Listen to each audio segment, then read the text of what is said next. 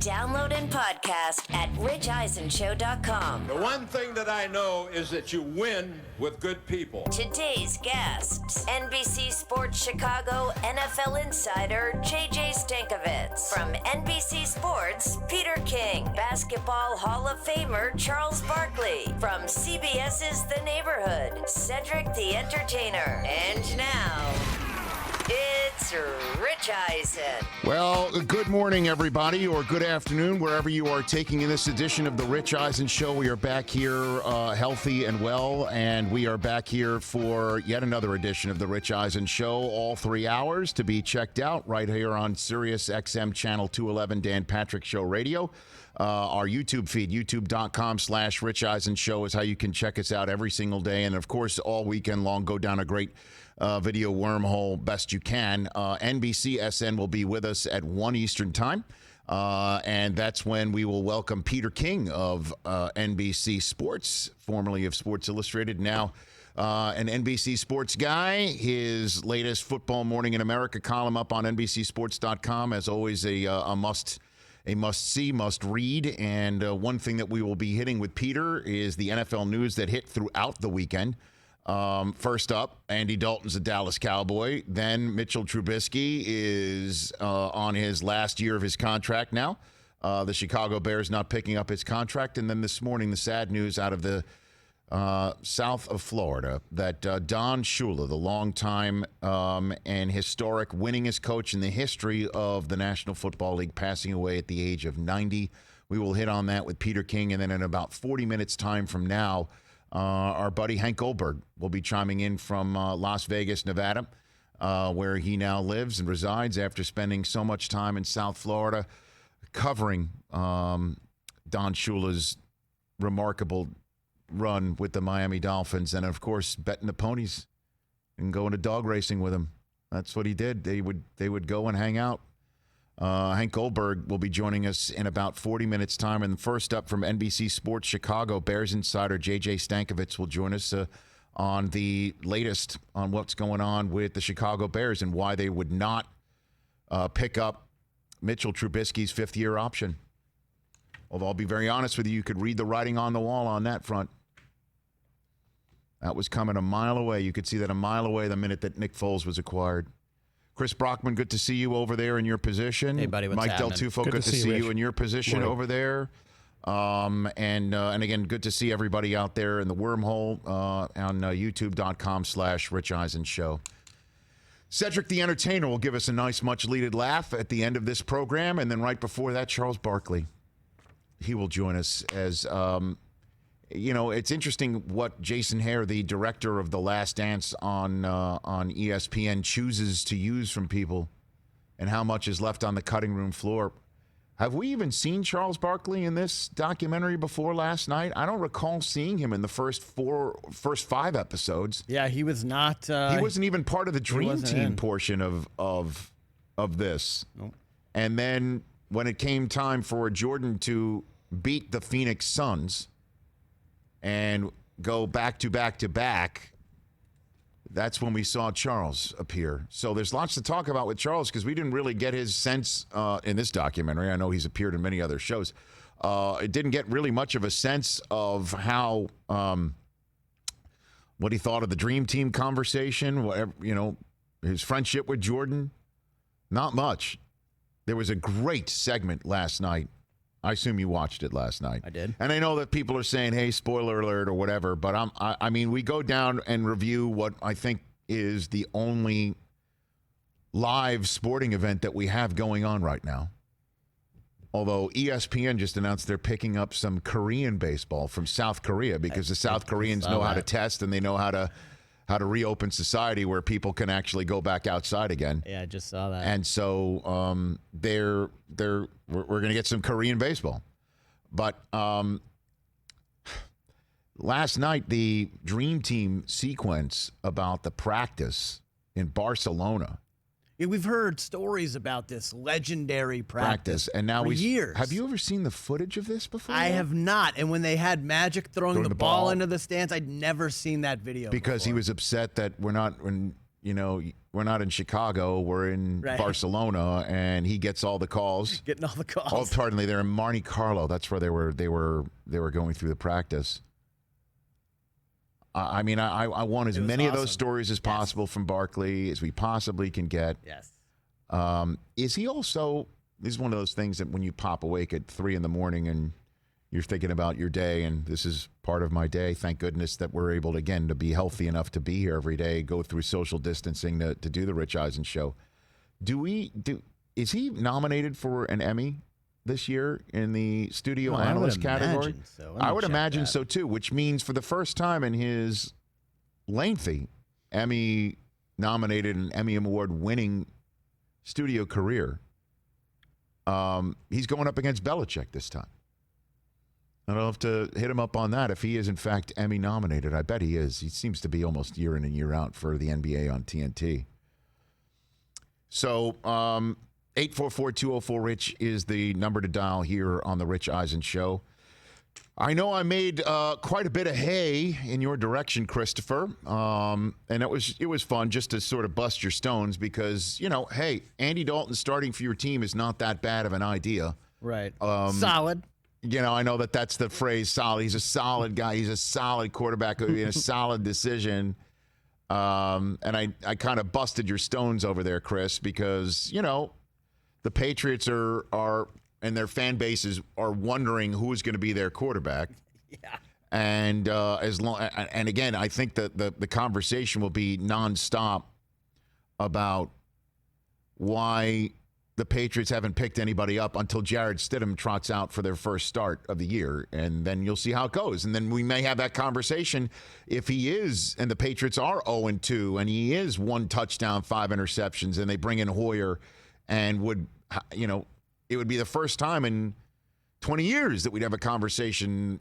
How much of a leash does Bill Belichick have on his quarterback? Obviously, that moving on to Cincinnati insanity notwithstanding, I don't think Belichick ever had any notion in his head about how much of a leash Tom Brady was on. We're on to Cincinnati. Until, obviously, back in 2001. I guess 2001 was the last legitimate who's the quarterback of the Patriots conversation when Bledsoe came back from his innards being blown up. And he was ready to be the starting quarterback again, and Belichick went with Brady. And then there was a conversation for a brief bit in between the AFC Championship game and the Super Bowl. So I know I busted your stones about Dalton being the quarterback there because Patriots fans who would look down from Mount Pius, to use the Damashek phrase, and down the bridge of their nose at the rest of the proletariat, a.k.a. 31 other franchises in the NFL, they look down and laugh at anybody's attempt at trying to start somebody not named Tom Brady. And now, welcome to the rest of us, as I'd like to say. Dalton's not an option now. He's gone. He is not. He is not an option. And that's because the Dallas Cowboys upgraded their position. They upgraded their position. Cooper Rush was the backup quarterback in Dallas. And I would proffer to say not many Cowboys fans knew who Cooper Rush was, or if he was the long-lost brother of Cooper Kupp, even though they don't have the same last name, or Cooper Rush might have been the name of some sort of cartoon character that the NFL had on a Saturday morning. Cooper Rush was the quarterback of the Dallas Cowboys in that cartoon version of the NFL that they would put on Saturday mornings. It's nice. But Cooper Rush, I know we've got him on the roster right here, our hardworking Rich Eisen show staff. We could take him off. About 12 minutes ago or before we went to the air, they cut him. He just got cut. He's gone. Yeah. He's off the team. It's now Dak and Dalton. And it's a really smart, wise move by the Dallas Cowboys to get a TCU legend. Yes, I use the phrase. TCU legend, Andy Dalton, one of the greatest quarterbacks in the history of that football program, back in the Dallas Metroplex, back in the state of Texas. And you've got a guy in a contract dispute. There's no other way to put it. Dak Prescott has been owed this long-term contract, and he either hasn't gotten the money that he wants, or Dallas hasn't been putting enough money on the table that they should. I proffer to say that the answer is somewhere in between there. And Dallas has now got an opportunity to say, hey, we've upgraded our backup position.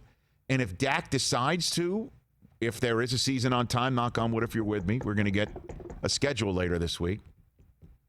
I can't tell you when this show is for sure, but we have gotten internally at NFL Network the idea of when I should be at stage two of my home office, desk left for those scoring at home. That, yeah, Dak, you want to play with fire, Scarecrow? Well, here comes fire on top. Howitzer of an arm firing into a little bit of a pitch back at his backyard with his kiddos flipping him the footballs and Andy Dalton. Quarterback competition. That's what this is. Bringing a guy like Andy Dalton, starting quarterback caliber. This is what this is. Leverage on Dak now. What this is just in case, for some reason, Dak decides to not want to come in. I don't think that's going to get to that case at all. I really don't. But between now and July 15th, when this decision has to be made, or is it June 15th? One of the two. I think it's June 15th. But between now and then, I mean, here we go. Great way for Andy Dalton to just sit back, continue on, play for a franchise that I proffer to say he's probably always wanted to wear the star. And 1 year, $3 million guaranteed up to $7 million. Yeah, you said Dalton could have been had for the Jameis contract. That's not too far off from the Jameis contract at all. 3 times as much guaranteed money. 3 times as much guaranteed money, but pretty much the same in terms of incentives. Right. I mean, Jameis comes a little bit less expensive. Yeah. I like the move by Dallas, man. I like it. I mean, were you as shocked as we were? That if Dak gets hurt, this guy comes in, and you've got a bona fide Pro Bowl caliber starter in the National Football League. You've got it. And if Dak decides to mess around with the contract, which I don't think is going to happen, you've got this in your back pocket. Also, I think a very smart move by Dalton. Again, fans know Andy Dalton down there, where many people might scoff at Andy Dalton. Well, the name, yeah. The name down in the state of Texas holds a significant amount of gravitas for good reason. The guy lit it up at TCU. I also think Jerry kind of saw what happened with the Saints last year. God forbid your starting quarterback goes down. You have a high-quality starting quarterback caliber backup come in. Saints went 5-0 with Teddy Bridgewater. Don't miss a beat. And I think that's what Dallas kind of did here. Oh, yeah. Surprising, though. I mean, I think we all thought Andy was going to go to a spot where he could be the starter. Love it. I don't think that's going to – honestly, now what this means is – and, again, this is what I'll talk to Peter King in the second hour of our program. So if Jacksonville didn't go in the Dalton direction, then this is Gardner Minshew's gig. That's it. Unless they think Cam could be the guy.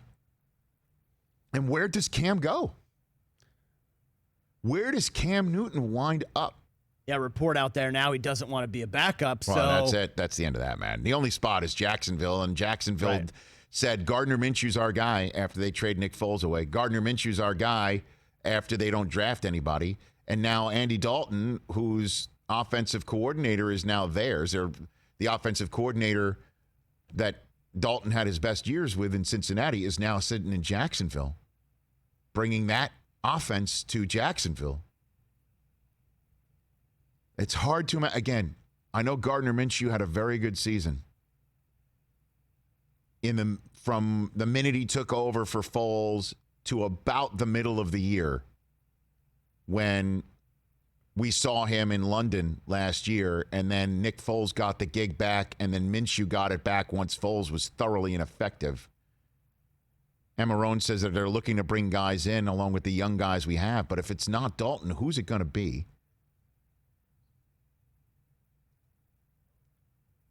But even though Minshew being no doubt their quarterback and having a lot of it factor, And they didn't also, something we'll talk to Peter King about, give Leonard Fournette his 5th-year option picked up. Leonard Fournette's a free agent. Albert Breer, he put it all together. Albert Breer said a few weeks ago that people in the NFL all thought that if there was one team to identify as a tank for Trevor, it's the Jacksonville Jaguars. Who's the backup there right now in Jacksonville? Will you look up that depth chart? Stand by. I don't even know who that's going to be. And bless David Caldwell, the general manager down there. I mean, the number of people that he drafted in the top 5 or top 10 for all those years that aren't on the team anymore. Now you could say goodbye to Fournette. So they have 3 quarterbacks on the roster. Josh Dobbs from Tennessee. I like him. That's right. I remember they picked him up after Foles went down, right. And the Steelers figured, you know what? We don't need Dobbs here when we've got Mason Rudolph and Big Ben, and then Big Ben hurts himself. And Dobbs could have had an excellent opportunity, but I mean, Dobbs is there. I like him, by the way. I like Josh Dobbs. And then it looks like they signed someone after the draft, Jake Luton from Oregon State. Okay. Yeah, man. I don't have an answer other than the fact that Dalton's not there anymore on the market, and so the question is where is Cam going to wind up? And if you're hearing about 1 year for Jameis, 1 year for Dalton, it's absolutely going to be a 1-year deal, prove it deal for Cam. And then the question is where? But to be the backup? Yeah. Not exactly going to get a chance to play, most likely, to prove that he's sure worth another like New deal. England's going to go in that direction. Could it be Jacksonville? Again, that's another thing to ask Peter King. As we're now 1 Monday into May and having this conversation. And then, look, the minute that Foles was acquired by Chicago, as I said here on this show, and I'll say it again at the top of the next hour, and I'll say it again until, Trubisky actually goes out there and has the opportunity to win some football games for the Chicago Bears. But the minute they acquired Nick Foles, it lifted the kimono on any of what you heard last year from Coach Matt Nagy, that he was the guy, that they fully believe in him. And I even said to you last year, Chris, that they were going to run it back with him, that they weren't going to cut him. Yeah, you were on this. And what they've done is not cut him or trade him or just bench him. They have brought in, quote-unquote, competition. It's kind of like a soft benching by bringing in Foles for, quote-unquote, competition to push him, and then to further push him, they've decided to let him walk after this year rather than pick up a monster contract and run the risk that he gets hurt and he's under that contract for next year too. So I guess they were waiting for this moment, whether to pick up his contract or not, by trying to see how he would react to Foles' acquisition in an OTA setting by being out on the field in a way. And clearly the coronavirus, COVID-19 took care of that. And now they have to make this decision without that, and they made that decision, I think, again, the minute they acquired Nick Foles.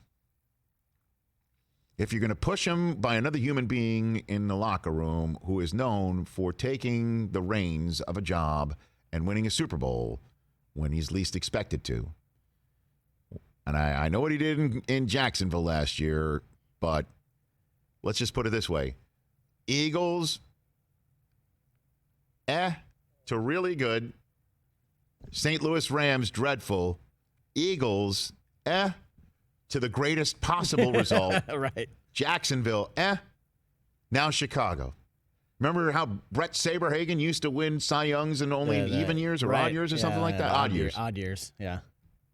Foles could be like the Brett Saberhagen of football, where it's every other opportunity he gets. And now you look at that 2017 draft, the top 5, the only one who got their 5th option picked up, Myles Garrett. Because Mitch Solomon Trubisky, Thomas did Solomon not. Thomas, Leonard Fournette, Corey Davis. All did not The get Philly draft, one big swing and a miss at the top 5. With the exception of The guy who took one big swing and thank God he missed this past season in Myles Garrett. JJ Stankevitz is the Bears insider for our friends at the Regional Sports Network, NBC Sports Chicago. He's joining us right here on the Rich Eisen Show. He's also the voice of the Under Center podcast. How are you, JJ? I'm great, Rich. How are you? I'm doing fine. I say this decision was made when they acquired Nick Foles, but I give the floor to the insider. What do you say on this front? Yeah, they'd come to this decision that they're not going to pick up Mitch's fifth-year option. I think the Nick Foles decision to trade for him essentially solidified it, but they had been moving this way for a while. Look, the film doesn't lie with what Mitch has done. You can talk about how the rest of the Bears offense didn't perform up to the level they hoped, especially at tight end and offensive line, but it comes down to quarterback play, and Mitch just did not meet the expectations that the Bears placed on him. So there's really no reason to pick up his fifth-year option, even before they traded for Foles, because you're risking him being bad and then getting hurt and then being on the hook for $24 million in 2021 for a bad quarterback. What this does is, and this is in tandem with the Foles trade, is they're also trying to motivate Mitch. They're trying to tell him, hey, we've given you this job for the last 3 years, essentially. Now you've got to go out and earn it, and your career is really on the line here. So us trading for Nick Foles, us not picking up your fifth-year option, is also trying to send a message to him to try to light a fire under him to see if that finally brings out the guy they thought they were getting 3 years ago. So where did it go wrong? Oh, boy. Because this is definitely, look, Patrick Mahomes or Deshaun Watson. No, I guess so. JJ. I mean, look, I know that's kind of a harsh way to put it, but when you draft somebody second overall, you're going to pick up their fifth-year option because you draft someone second overall. Certainly when in year one with his new head coach, he's looking stellar. Something's gone wrong. Where has it gone wrong?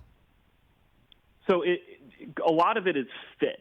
And when the Bears drafted Mitch Trubisky in 2017, it was nowhere near the right fit for him. They had a coach in John Fox who was still trying to save his job. So when Mike Glennon was awful for the first 4 games of the season, Fox put Mitch in earlier than he should have because he was trying to win some games to keep his job. So the structure around Mitch also in 2017 was absolutely atrocious. And Kendall Wright was their leading receiver that year. He was out of the league after that year.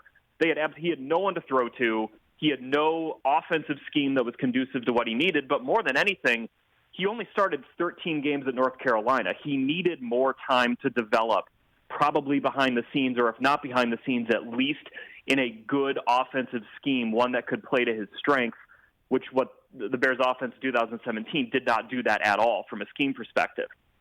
So then you get him into Matt Nagy's system.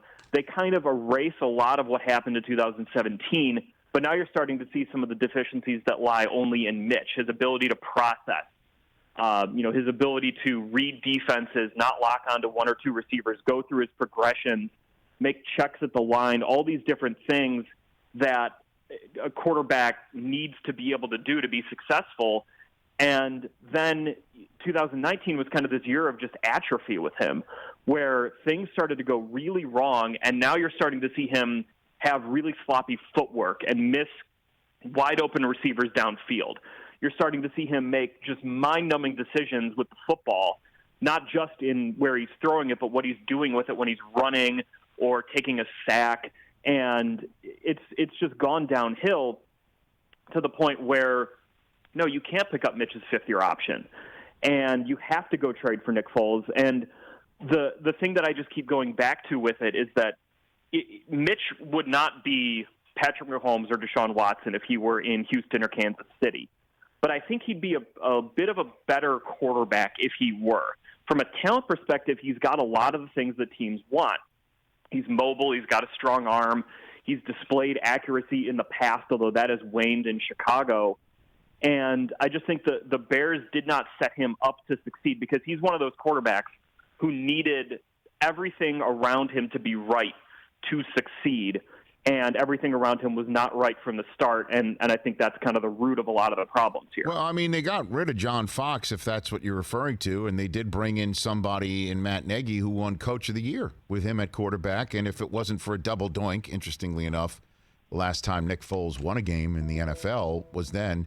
So, put it all together, I mean, was last year suddenly they didn't have what they wanted? What is it? I mean, Jordan Howard went away, or you know what I'm saying? Like, how did it go from, hey, we got a Coach of the Year guy, Trubisky's finally coming into his own, to, well, it's never been right for him? So 2018's offense was very simple. It was kind of the football 101 version of Matt Nagy's scheme. And I think, and I don't want to overstate the success Mitch had in it, because he was about a league average quarterback in 2018. But Matt Nagy then tried to build on that by saying, okay, we got this guy who's, sort of league average here. Let's try to take him to the next level. Let's start to expand this offense. When Matt Nagy left Kansas City, Alex Smith was running essentially the football 505 version of it. So let's just take it up to 202 and see how he does. And I think that jump in complexity in the offense scrambled a lot of what Mitch was able to do. I mean, he never took off and ran last year. He was trying to do something that he wasn't. He was trying to be a guy that he wasn't. He never looked like he was playing loose really until the Dallas game in December, and then that kind of went away quickly when they went up to Green Bay a week later. I think that Matt Nagy maybe didn't set Mitch up for as much success as he could have, but at the same point, you've got this guy who's drafted number 2 overall, who's got all this talent. You can't just keep running a very simple offense that defensive coordinators are able to figure out pretty quickly and easily. You've got to try to expand it. You've got to try to put more on his plate to grow his game. It's not just as easy as saying, hey, we ran this offense in 2018 that was pretty simplistic. Let's go ahead and run it again in 2019 because defensive coordinators know what's coming. So you've got to try to add these new wrinkles, and I don't think Mitch handled those new wrinkles very well. The other aspect that I do want to give some credence to is that their tight end play was absolutely awful last year. Dreadful. They got nothing out of their tight ends. Right. And in Matt Nagy's offense, that is such an important position. If you look at Kansas City with Travis Kelce, Philadelphia with Zach Ertz and Dallas Goedert, this type of offense needs good tight end play. The Bears got absolutely none of it last year. That also impacted Mitch's play last year. Is that why they're having like a Bachelor type setup for a tight end right now? It seems like that they're having a reality show right now. There's 10 of them. I don't think Adam Shaheen's going to be getting a rose when it comes to the tight end play. But look, they've gone out and they've tried to address that position. I don't know if they've addressed it as well as they could have. Especially when you look at the Jimmy Graham signing and his decline in Green Bay. But I like Cole Kmet a lot. He's great. I had a chance to catch up with Chip Long, who was his offensive coordinator at Notre Dame, and he said that this guy is the real deal in terms of his skill set, what he can do in terms of the blocking upside, what he can do in terms of his pass catching upside, and the way that Chip explained it to me is that this guy's his focus at Notre Dame was not just on football; it was on baseball, academics, and football. Now you're getting a guy who's only going to be focused on one thing, and that's being the best tight end he can possibly be in the NFL. He's got a lot of upside. I think the Bears did a pretty good job getting him where they got him. He's a guy who I do think will impact this offense, because the other number that always sticks out to me with their tight end play isn't the number of receptions they had last year or whatever it may be. The Bears were bottom 5 in the league in running 12 personnel in 2019. The Eagles and Chiefs were in the top 5. That number for the Bears, they've got to be able to get 2 tight ends on the field, a whole lot more for Matt Nagy's offense to really start humming. And I think in Jimmy Graham and Cole Kmet, they at least will have the ability to do that. Well, and plus you would know JJ Stankevitz, the NBC Sports Chicago Bears insider, joining me here on the Rich Eisen Show. You and anybody who spent even a second in Chicagoland knows that Notre Dame Fighting Irish football is the second Chicago football team. So to get somebody from Notre Dame there sitting in Chicago is a popular move, and I'm sure a bunch of Bears fans know exactly who he is. And same thing with Jimmy Graham, and that is all positive. So I guess ballpark it for me before I let you go, sir, what the next steps here are and how you see this playing out. So the next steps for the Bears are going to be this quarterback competition. That is the 1A thing for Matt Nagy. And I do think it's going to be more open than some folks might think. You know, when they traded for Nick Foles, a lot of people thought he's going to be immediately the starter. I think Foles will be the week 1 starter, but he's going to have to earn it. And I do think the Bears are going to have a relatively even competition, because that was also another reason why they traded for Foles, is that he allows them to have an open competition because he knows the offense, whereas Jameis Winston, Andy Dalton, Cam Newton, these guys don't know the offense without offseason program, blah, blah, blah. Those guys aren't going to know the offense. So I think that it will be a pretty open competition. I would expect Foles to take the lead in that pretty quickly when training camp starts and be, pretty clearly the week 1 starter at some point in August. And then after that, it's figuring out what the offensive line can do to be better, because it was not all that good last year. They got rid of Harry Hiestand, who's one of the best offensive line coaches in football, and replaced him in the guy in Juan Castillo, who knows Matt Nagy but was out of the league last year.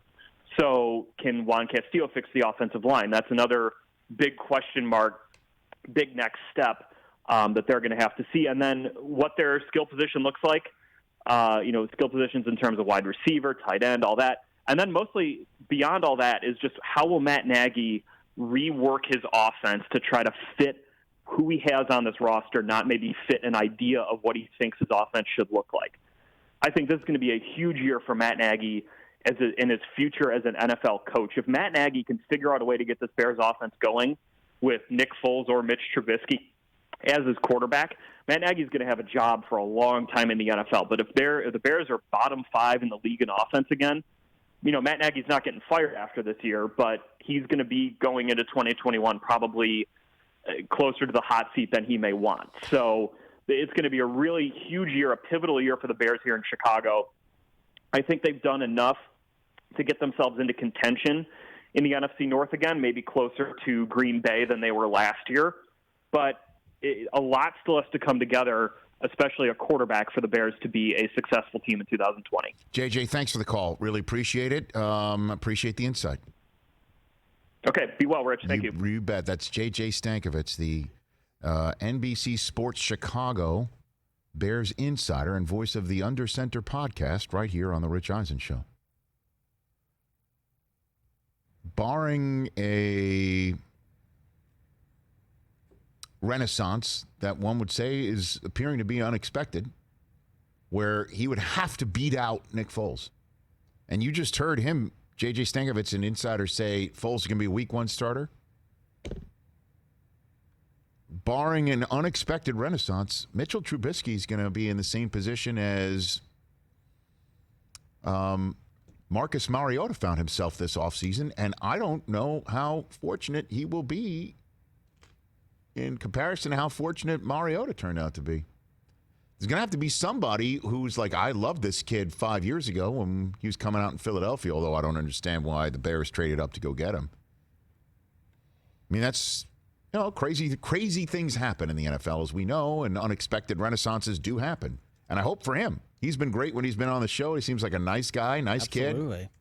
But his opportunity knocked last year after coming off of that playoff season. Well, And the regression that happened last year, I think, left a mark and left enough doubt in the minds of everybody sitting right there, from Nagy to Ryan Pace. Like, we better do something, and let's get Foles in here. And they chose Foles over waiting for Dalton, or they knew Cam would be available. They put their mark on Foles right away. They traded for Foles. They did. They put their mark on Foles right away. When you read the room and you know, okay, Cam's going to be out there. Dalton's going to be out there because we know Burrow's coming. Yep. And wherever Brady winds up, that person will be out there. We could see how it all plays out. No, we're going to get Foles right away. For a 4th-round pick? Huh? It was a 4th-rounder, right? I think so. Yeah. That's not just a throwaway pick. That's considerable capital for this guy. And you're not, like JJ said, he's not coming in to be the backup. He expects him to be the starter. It looks like it, man.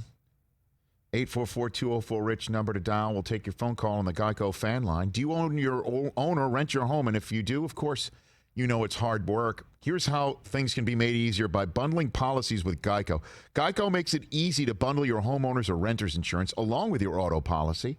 It's a good thing, too, because you already have so much to do around your home. Go to geico.com, get a quote, and see how much you could save. It's Geico easy.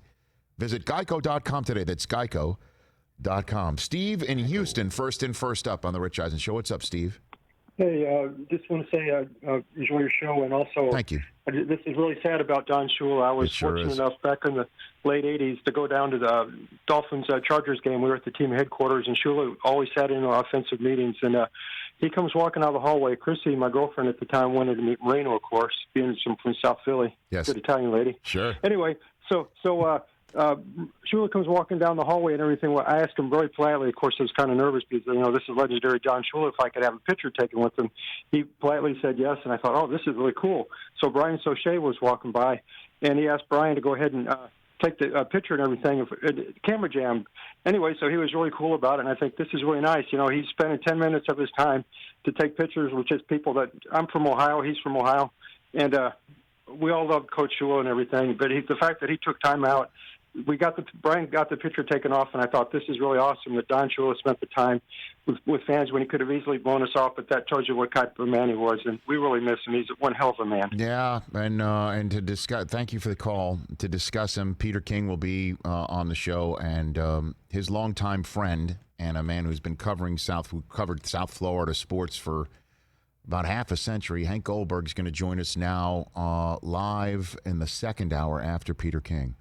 So there'll be lots of recollections of the great Don Shula in our second hour of the program. Let's go to Nathan in Los Angeles on the Geico fan line. What's up, Nathan? How you been? I am doing well, thank you. You bet. I was immediately, when I heard of Don Shula's passing, I was immediately inspired to call and ask you about Belichick. Okay. Because I looked it up. Belichick is at 273. Well, if you want to, 74 wins away. Yes, that's like 7 or so years. If he managed to average 10 wins a year, even without Tom Brady. Well, hold on a second. 50 wins away from Hallis. Before you get your math in a bunch here, if you include playoffs, Bill Belichick is only 43 wins shy of Don Shula. Oh, okay. Don Shula has 347 all-time wins, including playoffs. Belichick is now north of 300. If you remember last year, he passed that mark. He's got 328 wins in the regular season, which is also an NFL record. I'm unfamiliar with how many Belichick has, but 273. Belichick has 273. Yeah, that's where that number came from. So 273's got to catch 28. So, you could put the math together, and if he wins 10 games a season, the man should break it anywhere between 5 and 6 years from now. And I think Belichick's going to do it. We'll have conversations. And thank you for the call, Nathan. And we'll have conversations about who's one of the all-time greats: Hallis, Shula, Belichick. Can't forget Landry in there too. And those conversations will go on for a very long time. But only one went 17-0, and that was the end of it. I know Belichick went 17-0, but had to play another one. Only one guy had a perfect season where they didn't lose from beginning to end. And I know they had 14-game regular season then. And here's another aspect of it, too. The winningest team percentage-wise, from 1970, which, as we know, is always the demarcation line of Super Bowl era. From the very beginning of the Super Bowl era to the middle of the 90s, 1970 to 1995. And the reason why we're picking that is those are the 26 seasons at which the Dolphins had Shula coaching. All right? Winning percentage. The Cowboys won 64% of their games. Wow. 251, 141, and 0. Now, you can know that they had, during that time, were the great Staubach Landry years, right? And then, of course, the Renaissance, led by our first guest on tomorrow's program, Michael Irvin, and Aikman and Emmett. So you're including all those Cowboys years, triplets, all that good stuff. Second best to the Dolphins, who won 66% of their games when Shula was the coach. I mean, and so now, when, as you know, the Dolphins have been struggling. And that's a generous word to use. Certainly coming from a guy who still wears the scars of the fake spike. Very generous use of term. But I'm also living in a glass house, throwing any stones in that direction. Kind of tough to remember. The Dolphins for 26, 30 years were the model of consistent winning in the same way that New England is. Obviously, they've won a ton more Super Bowls and been to more. Same thing with the 49ers in the 80s, right? Oh, yeah, where you had looked at them the 80s and the early 90s, they were the model of consistent winning. The Dolphins were that for a very long time, and the reason why is because of the guy that's on the screen right there, Don Shula. Man, the Dolphins haven't won a playoff game since 2000. Oof. Is that Wannstedt was their coach then? Dave Wannstedt, yeah. Uh-huh. Jay Fiedler. It's been a long time, man. A long time. So it's tough to recall. Going down to South Florida and trying to take on that team in the Orange Bowl was a very tough task. And this guy was a tactician, and that's part of the reason why I want to have Hank on here, because we're always talking about what did this guy do differently than somebody else? You know, what made him a genius? How many times did you get to meet him? A handful of times at the Hall of Fame. A couple times down in Miami, I would see him there. He would be in his wheelchair. Ate at his steakhouse in Indianapolis many moons for the Combine, Shula Steakhouse, where I guess you had with those monster Fred Flintstone-sized steaks, you could get your name on a football, in the restaurant. And, he couldn't have been nicer every single time. He did one of the first commercials for NFL Network, which was great. He was just dynamite. And, history with the Baltimore Colts as well before going to the Dolphins. And then stayed in the community, a very community-minded, community-oriented, big-hearted guy. And that's why we're going to have Hank on here. Hank Goldberg knew him personally and covered him. And so there's that. I'll make this transition here because we usually do this all the time, talking about how generations need to be reminded of greatness from past years. Latest episodes of The Last Dance last night. And I always give my opinion and thoughts here on this Monday morning after two more fantastic hours of the so good 10-hour documentary on the final season of the Chicago Bulls. But through that prism, we take a look at the entire Jordan run in Chicago. And last night was the chipping away and downfall of Jordan's image based on what was going on in, I guess, his world of golf and his world of, you see, competitiveness. And I might get the wrath of people who know people who have a gambling problem when I say this. Is I never thought Jordan had a gambling problem. I thought he had a gambling addiction. I never thought he had a gambling problem. Now, what's the difference? He pointed out what the difference is that I'm not selling my house. I'm not losing my marriage. I'm not losing my kids. Which is why Stern didn't hit him hard when he went on the stand in a criminal case and admitted a large $50,000+ check that had his name in the signature line to somebody who was on trial was in fact to pay off a gambling debt as opposed to a loan, which is what he said publicly. He said to avoid the embarrassment. And David Stern basically said, we looked into it.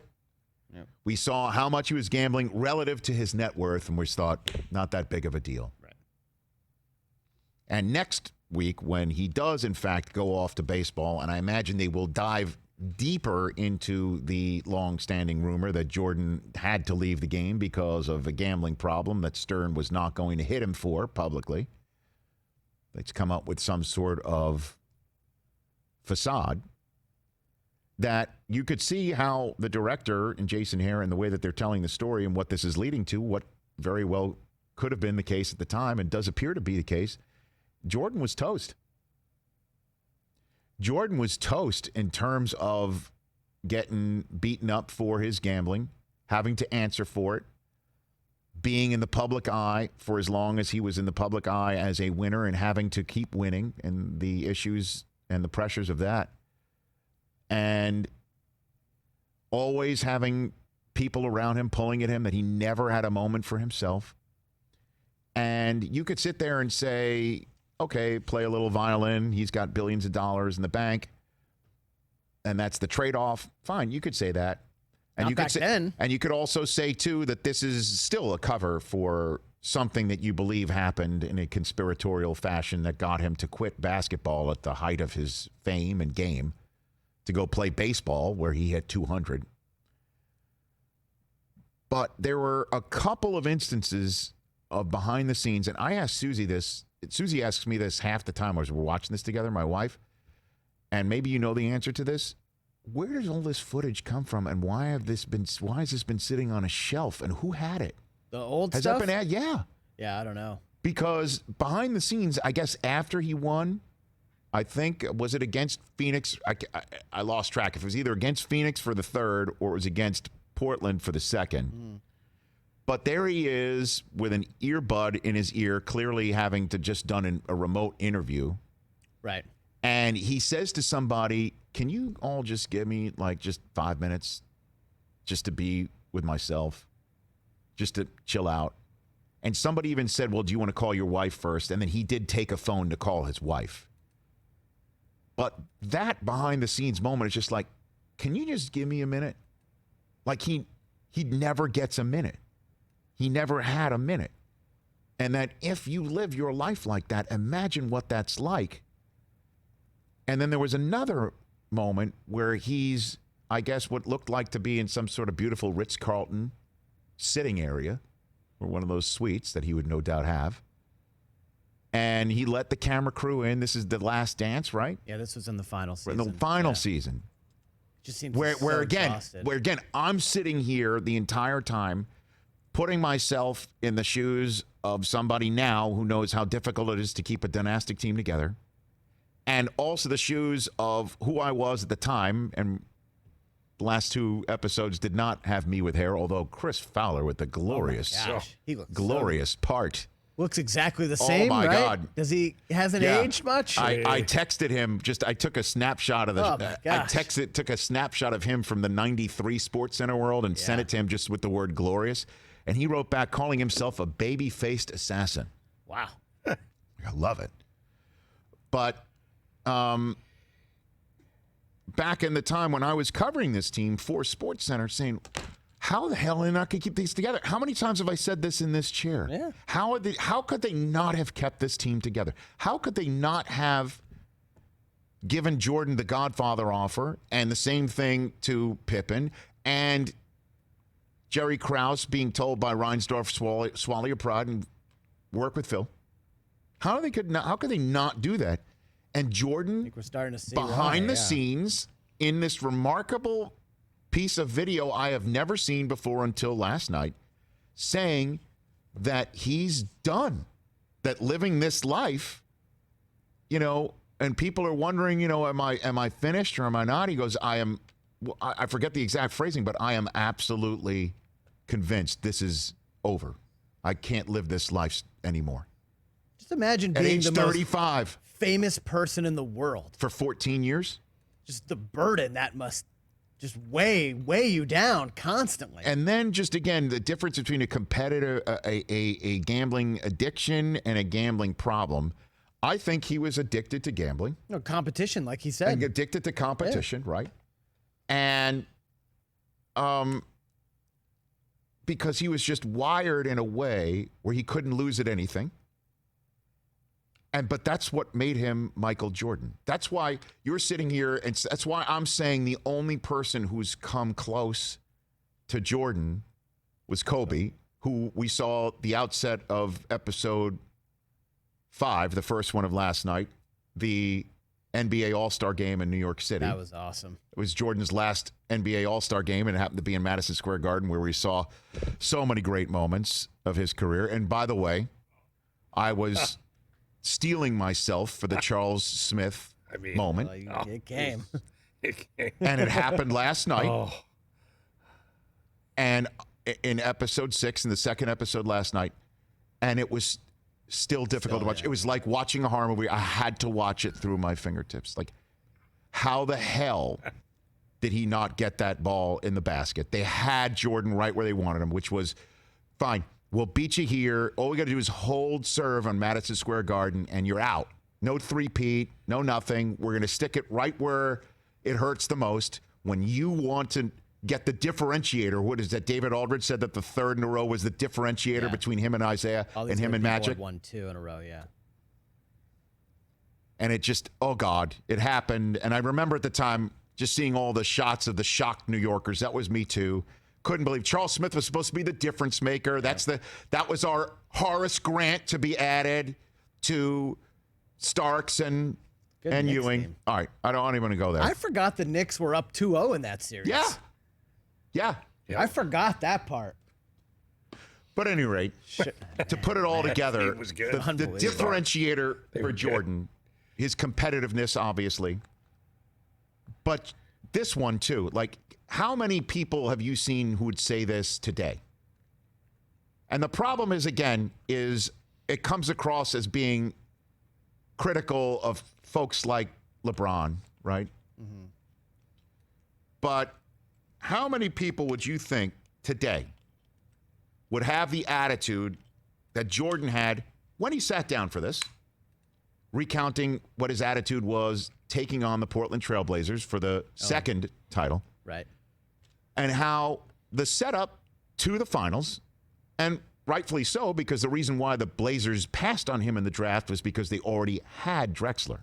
Right? Same position. Correct. That was the idea. Right.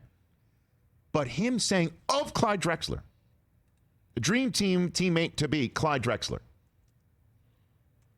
all-time great in many ways. The 50 greatest players. Clyde Drexler. Yeah. That the comparisons he was hearing of Clyde Drexler to him and vice versa irritated him. It irritated him. I saw that and I'm like, holy crap. That's your reminder to this generation of the difference between this guy and every other human being who laces it up. And the only person who, from what I could sense, because we saw the competitive nature of Magic Johnson and Larry Bird, these are no wallflowers. But that's why I'm saying Kobe's the only one who could come in his area of that sort of mentality. You want to talk about Mamba mentality? And God bless Kobe Bryant. It gave me goosebumps seeing it. Gosh, me too. And I love how they began that episode. It was in loving memory of Kobe Bryant, who I still cannot believe is no longer with us. He even said everything that he's put out there or has had installed in him is because of Michael Jordan. Yeah. Here endeth the lesson. Again, I feel like I come on here every Monday and say this. Yeah. But a fresh reminder of everything, of his greatness, now his flaws. One last thing. Yeah, and then I got a question for you. Go, give me the question, because I'll bring the last thing into Did you NBC show. Watch last night at all and feel bad for Tony Kukoc? Yes, I did. I thought because they really, Scotty and Michael really took it out on him in the Olympics. Kukoc is like, hey, I'm going through a war here. Yeah. I decided to stay put. Jerry Krause is the one who likes me and drafts me. Right. I decide not to show up right away because you know what? Leaving his whole, And we're also talking millions of dollars. Right. He was making so much more money. He's making a business and a life decision, not knowing what it's playing into back in Chicago. And they just had this grudge and then they because show up oh my God. at the Olympics. Again, Jordan is just a different, and he instilled that in Scotty to tell all the other all-time greats in that locker room, leave him for us, okay? Yeah. We got him. We got Kukoc. We've got him. We've got him. And then again, the way that everybody's like listens to Michael, like from Magic to Larry to everybody else, is because also not, of course, what Jordan had become and who he was, but what he had just done in that practice in Monte Carlo, where he basically took it all over. And I just love that scene where Magic apparently gets on the bus and he goes, well, I guess I shouldn't have pissed him off, huh? And everybody starts laughing. Right. And Charles Barkley will be on our show to recount that from best of his recollection from his shoes. Cedric the Entertainer, Peter King, Hank Goldberg, and you at 844-204-RICH, number to dial. God, I can't get enough of this documentary. I really can't, man. It's awesome. And there's a lot of stuff that's on the floor. There's got to be a lot of stuff that's left on the floor. How about that clip of Jordan from the Olympics in the car talking about what he was going to do on the podium? I know, on the podium by covering up the Reebok symbol with an American flag. It's great. I really do enjoy it. And I'm wondering, one more time, and if you want to look it up or someone want to call in 844-204-RICH, Susie and I were like, where's the footage been? I guess, I didn't ask that of Jason Hare. We can get him back on the show. Where's it been? Just sitting there? And then they like, hey, we got all this video. You do this 10-part documentary. Amazing. Some of this footage is amazing. Did he mention all the shoe stuff last night? I know, with Spike and the security Lee guard who's beating him. And the security guard in quarter. Like, my gosh, that was so awesome. Peter King, Hank Goldberg, Charles Barkley, Cedric the Entertainer, and you. And we're back on NBCSN with the final 2 hours of the Rich Eisen Show.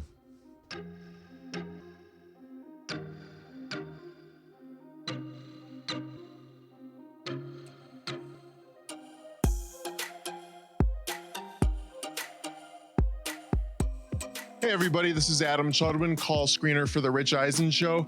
I grew up in the Chicagoland area in the 90s and was able to witness the Bulls dynasty up close and in person, and here's my story.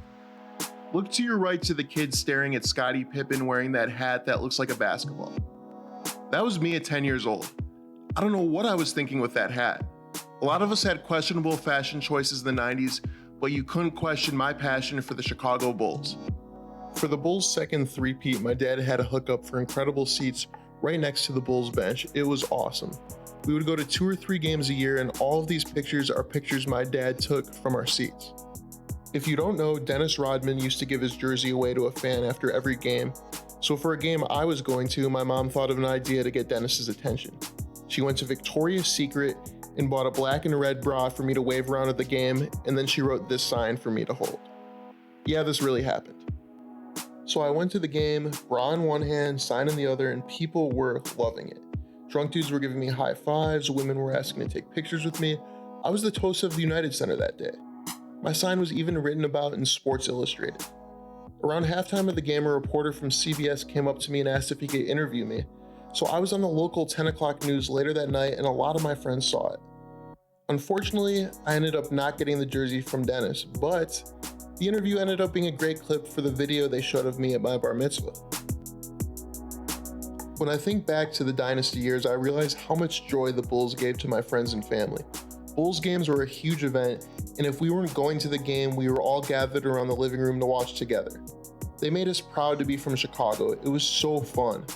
I remember in 1998, my dad telling me to appreciate what was happening and savor the moment, because this type of team happens once in a lifetime. And he was right. There will never be a basketball team like that again. The Bulls were a worldwide phenomenon, but I was right there in Chicago to witness greatness in person, and that was my last dance.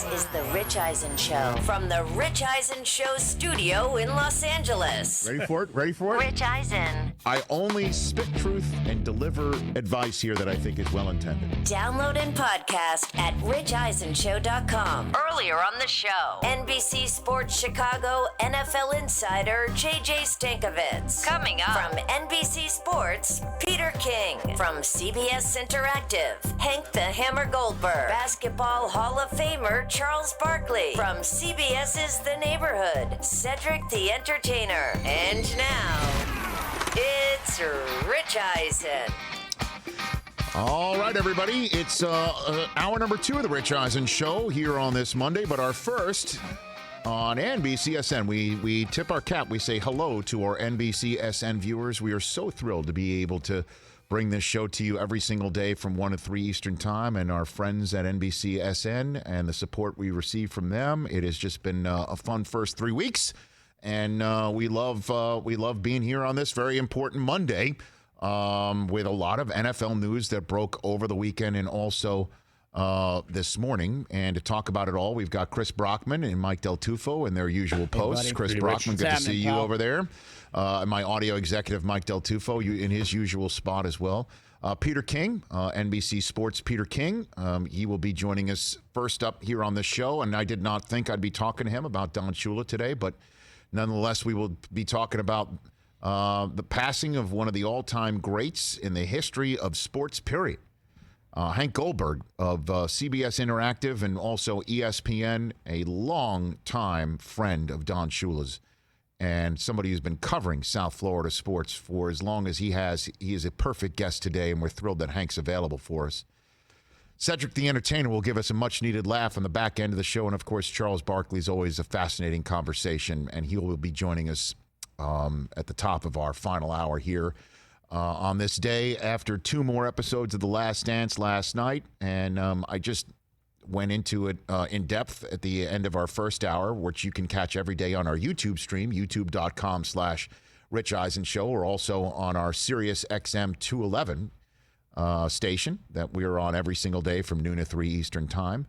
And in the same way that I say every Monday we come on the air and it's a fresh reminder to a different generation of sports observers of Jordan's greatness and why he's the best of all time and why he was an all-time great for not only Chicago but the history of the sport of basketball. As it was chronicled last night, the Dream Team episode happened last night, something we'll talk about with Charles Barkley later on in the show. The same thing today, we're reminding everybody, hey, Don Shula from 1970 to 1995 had the Miami Dolphins win 66% of their games. In the 26 years he was at the helm of the Miami Dolphins, they won 66% of their games, which was tops in the NFL, even better than the Dallas Cowboys, who, as we all know, had the Landry Glory years of the 70s and then the triplet years of the 90s in that time. And Don Shula had the Dolphins winning more games in the regular season than anybody else. And he's the coach of the only 17-0 team in the history of the sport to lift the Lombardi Trophy. I understand that the Patriots were 17-0 before they lost the Super Bowl, and they were obviously 18-0 before they lost the Super Bowl, but they did reach that mark, 17-0, and Bill Belichick just issued a beautiful tribute to Shula through the Patriots, as these tributes are all coming from all parts of the NFL today. He's one of the all-time greats. And a lot of people just look at the Dolphins right now or have looked at them since 2000, the year that they last won a playoff game, and forget. We shall not forget. Again, Don Shula today, passing away at the age of 90. The patriarch of the Miami Dolphins for 50 years, as the Dolphins tweeted out today in a statement. So we'll talk about the life and times of Don Shula with Hank Goldberg later on in this hour. And Peter King will be joining us first up. Another thing to talk about with Peter are 2 quarterback movements of significance from this past weekend. Number 1, Andy Dalton is off the free agent market. I told you the Patriots should have jumped on him. I'm serious. I did have my fun with you and the rest of Patriot Nation, welcoming you again to the rest of all of us in the NFL world. where you, from atop Mount Brady for 20 years, looking down and frowning upon the rest of the 31 teams and laughing and scoffing at teams that had to turn to Andy Dalton to try and win football games. We had a great time on top of this mountain. And I'm like, hey, guess what, man? You could use him. He certainly would be an upgrade over Brian Hoyer, and you want to teach Jarrett Stidham how to play football. Indeed. I'd rather Andy Dalton being the one teaching, with all due respect to Brian Hoyer. I mean, I don't disagree with that. However, I did not see this landing spot coming. The Dallas Cowboys, man. Wow. Now, look, Andy Dalton is one of the all-time great quarterbacks in the history of TCU football. Look it up if you don't believe me. Okay? Andy Dalton is an all-time great from the state of Texas. And I proffer to say, you will see the sound bites come out of his press conference that he's always dreamt of wearing a star on the side of his helmet. Now he will. And Jerry Jones has upgraded the position, because I proffer to even give the diehard of Dallas Cowboy fans 5 cracks as to who was Dak Prescott's backup last year and who was going to be the backup this year, or the plan should Dak somehow not show up because of whatever contractual disputes going on. Not saying that he would or will, but it was possible. Still is. Cooper Rush, everybody. Cooper Rush is the name of that answer to that trivia question. And he was cut earlier today. He was. So this is a great move by Dallas. Dak gets hurt. Andy Dalton could step in, and Dalton to Amari Cooper, Dalton to Michael Gallup, Dalton to CeeDee Lamb, Dalton to Zeke, and Pollard out of the backfield. You can win some football games, man. You could say that's the most talented group Andy Dalton's ever had, with all due respect to A.J. Green and whoever else was playing alongside him. Great move by Dallas, because if Dak twitches in the direction of Cabo San Lucas like his running back, you could say, we got Andy. And the question is, for all Dallas Cowboys fans, is it possible for Jerry Jones to quit redhead quarterbacks? Just when you thought he finally quit a redhead quarterback, Jason Garrett, here comes Andy Dalton. Cooper Rush was so redheaded I'll too. tell you what, whenever Andy Dalton is done with the Cowboys, if you're redheaded and you play quarterback, you got a shot for the Dallas Cowboys. So in 20 years, should we look forward to head coach Andy Dalton? I don't know. It's possible. He's a great guy in the community, too. I think this is a huge home run of a signing for the Dallas Cowboys. I really do, man. 1 year, $3 million, up to $7 million to get Andy Dalton? Come on now. All this Bengal hate. Dalton slagging. I mean, that's a considerable upgrade on your quarterback position, and a viable candidate to keep the Cowboys train on the tracks if Dak Prescott goes down or doesn't show up. Do you think? Oh boy. Do you think it's possible that Andy Dalton is the Cowboys' starting quarterback this year because Dak Prescott is traded, because this contract dispute just gets so far off the rails that they have to get rid of him? And this is another thing we're going to talk to Peter King about. Dalton to Dallas means there's still, and again, we could be sitting here and saying all of this up until Gardner Minshew starts a game for Jacksonville and Jarrett Stidham starts a game for the New England Patriots. Are you really going to do this? Is Jacksonville really going to go and say Gardner Minshew, who had Minshew mania last year when Foles got hurt, and then it kind of fizzled out? I watched it with my own 2 eyes when the Jacksonville Jaguars struggled in London against the Houston Texans. The Texans smacked Minshew around, man. They beat him up. And to the point where Doug Marrone told me, Mariucci, and Irv, because Kurt Warner was still flying over to London, the prima donna, didn't make it to the meeting, told us, I don't know who's the quarterback when Foles comes back. I don't know. When Foles is healthy, he's going to be healthy. We've got a bye week. I'm going to go through this game. I'm going to go through the bye week. And then when the bye week is over, I think he even joked about he's going to unplug the phone and go somewhere for a couple days with his wife. And then he was going to make a decision when they're back after the bye week. Minshew looked so dreadful in that game in London. It took Marrone seemingly 10 minutes upon being back in U.S. soil to tell Foles he's a starter. And Foles was so dreadful, they turned back to Minshew, who did not have that huge of a finish. Again, that's just 1 year. And we're sitting here saying, well, I mean, is it really going to be Stidham? Is it really going to be Hoyer? I think that's your answer. Looks like Stidham, at least. Because the Patriots had a shot at Jordan Love. This is all forgotten because of what happened with Green Bay and Jordan Love and what Favre said on our show last week and everything going on there. Patriots had a shot at Jordan Love. No. And said no. They had a shot at various other quarterbacks. Could have took Hurts. Nope. Traded out. So we may be sitting here when it all starts, knock on wood if you're with me, and we're expecting a schedule to be released later on this week. And I will be sitting at Rich Eisen home desk position left, a.k.a. Studio 2 in my home office later on this week on NFL Network to host that release. We may be sitting here and seeing Stidham week 1 and Gardner Minshew week 1. Where's Cam going?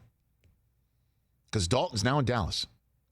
And the reason why Minshew's got the job in Jacksonville is because the Bears looked over the quarterback landscape and didn't even wait to find out where Brady was officially landing so they could maybe hop on somebody else. They just went and said, we're getting Nick Foles. Done. Rip the knob off. To push Mitchell Trubisky, to create a competition for Trubisky. And in terms of pushing Trubisky, the front office and coaching staff just doubled down. Over the weekend, declining to pick up a fifth-year option of a second overall drafted quarterback. It took them 3 playing years to determine Trubisky's not worth the risk of him getting hurt in year 4 to keep around in year 5. 3 playing seasons. They were hoping to have an offseason of competition on the field with some form of practice or some form of offseason workout program with Foles to make this decision be more informed. But absent of that, they still made it. I sensed it the minute they got him in Foles. This lifted the kimono on the we're working with Mitchell. Mitchell's our guy. I don't think Mitchell's their guy because Mitchell's going to have to beat out Foles whenever they get a shot, and that might be in some short, truncated training camp. And they're not predisposed to start Mitchell Trubisky right now. I think they're thinking Foles from the get-go. And JJ Stankevitz, who is an NBC Sports Chicago insider for the Chicago Bears, we had him on in the first hour, and he seemed to agree with that. I think Foles will be the week 1 starter, but he's going to have to earn it, and I do think the Bears are going to have a relatively even competition, because that was also another reason why they traded for Foles, is that he allows them to have an open competition because he knows the offense, whereas Jameis Winston, Andy Dalton, Cam Newton, these guys don't know the offense without off-season program, blah, blah, blah. Those guys aren't going to know the offense. So I think that it will be a pretty open competition. I would expect Foles to take the lead in that pretty quickly when training camp starts and be, pretty clearly the week 1 starter at some point in August. I mean, I think that, wow, that's from your boots on the ground, Chicagoland, NBC Sports Chicago insider for the Bears. Hey, man. And this is a hell of a Hail Mary, one would think, in terms of being the general manager who did make this decision to trade up to go get this guy over Mahomes and Watson and saying, we're going to go to Foles. And if Foles succeeds, I think everybody's succeeding there. If Foles fails and you go to Trubisky middle of the season and he's struggling too, that's an ugly scenario. See ya. That's an ugly scenario in Chicago. Isn't it amazing? Oh, it's just funny. We always talk about this with the National Football League. 1 year you could be in the penthouse, and the next year you're in the outhouse. This year, it's that this quickly. time last year, we're talking quickly. about Trubisky took the Bears to the playoffs, and now here comes Nagy with Trubisky in year 2 together. They were hot Super Bowl picks. Reigning coach of the year. Yeah, it happens that quickly in the NFL. It does. It does. And for the full conversation with JJ Stankevitz of NBC Sports Chicago, go to our YouTube page, youtube.com/Rich Eisen Show, because he basically said also that the Bears haven't really put enough around Trubisky, for whom everything needs to work perfectly for it to succeed. I mean, you know, and the tight end position was a huge Bermuda Triangle that they fixed by putting together, you know, enough people to field a beer league softball team at the position, 10, with a short center fielder, right? A flex spot. A flex spot. This kid they drafted from Notre Dame, though. Cole Kmet is great. I know that the Patriots, you thought you wanted to put him in there. I wanted him in there to take over Gronk. Yeah. Who's with Brady now? And Andy Dalton's not walking through that door. God, can't believe Jared Stidham's walking through that door. Just you watch. He'll be great. Just you watch. He'll be great.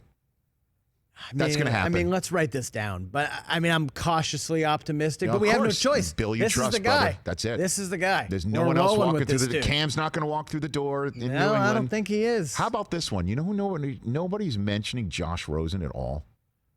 Has he been cut yet? I haven't heard that.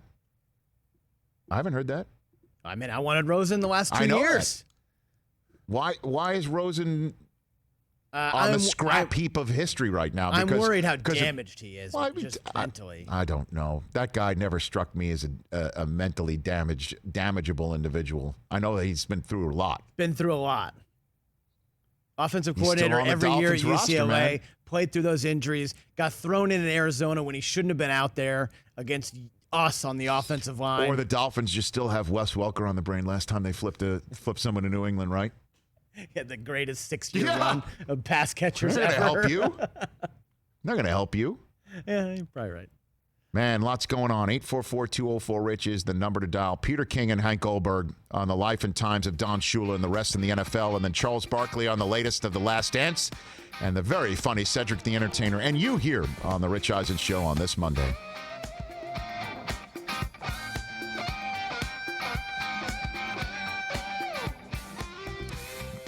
Back here on Sirius XM channel 211 and youtube.com/Rich Eisen Show. And we love our viewers and listeners here on this part of our broadcast where we pop back in, talk about what's going on in our chat room on youtube.com/Rich Eisen Show, the wormhole. I kind of went in that direction last night, watching the Knicks try to get past. But that's pre-Dolan. Yeah, that's pre-Dolan. Pre-Dolan. That was the great Dave Checketts was in charge of Madison Square Garden back then, man.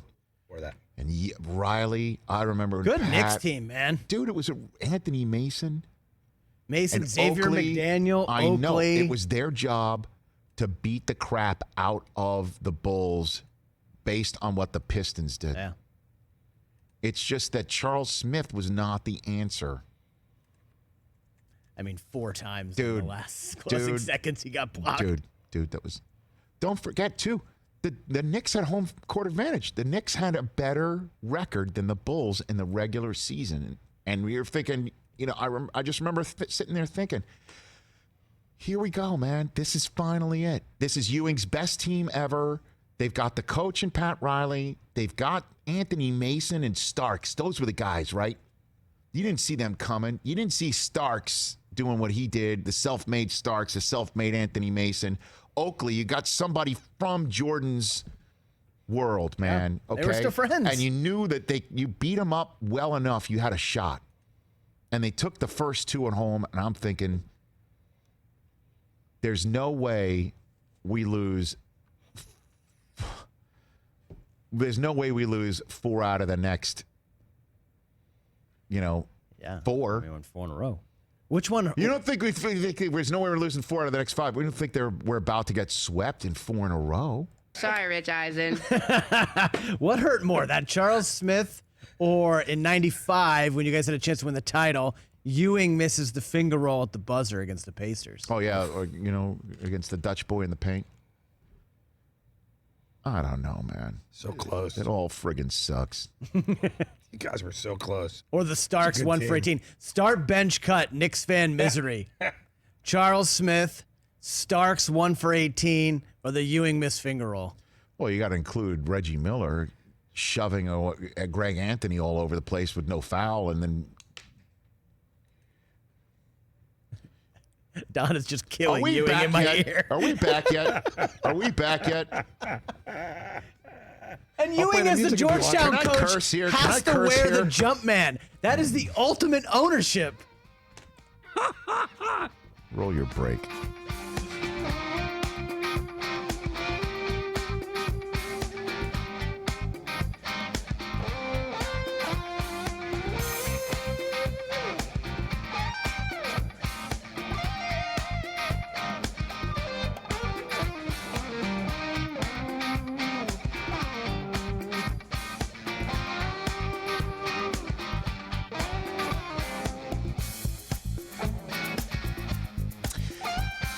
Pleased to be back here on the Rich Eisen Show on NBCSN for various reasons. Number one, we love being on NBCSN. Two, I just could not get enough grief in that commercial break that we're on the air live on our Sirius XM channel 211 and our YouTube stream from these guys loving my misery of watching the Knicks go down the tubes on The Last Dance last night.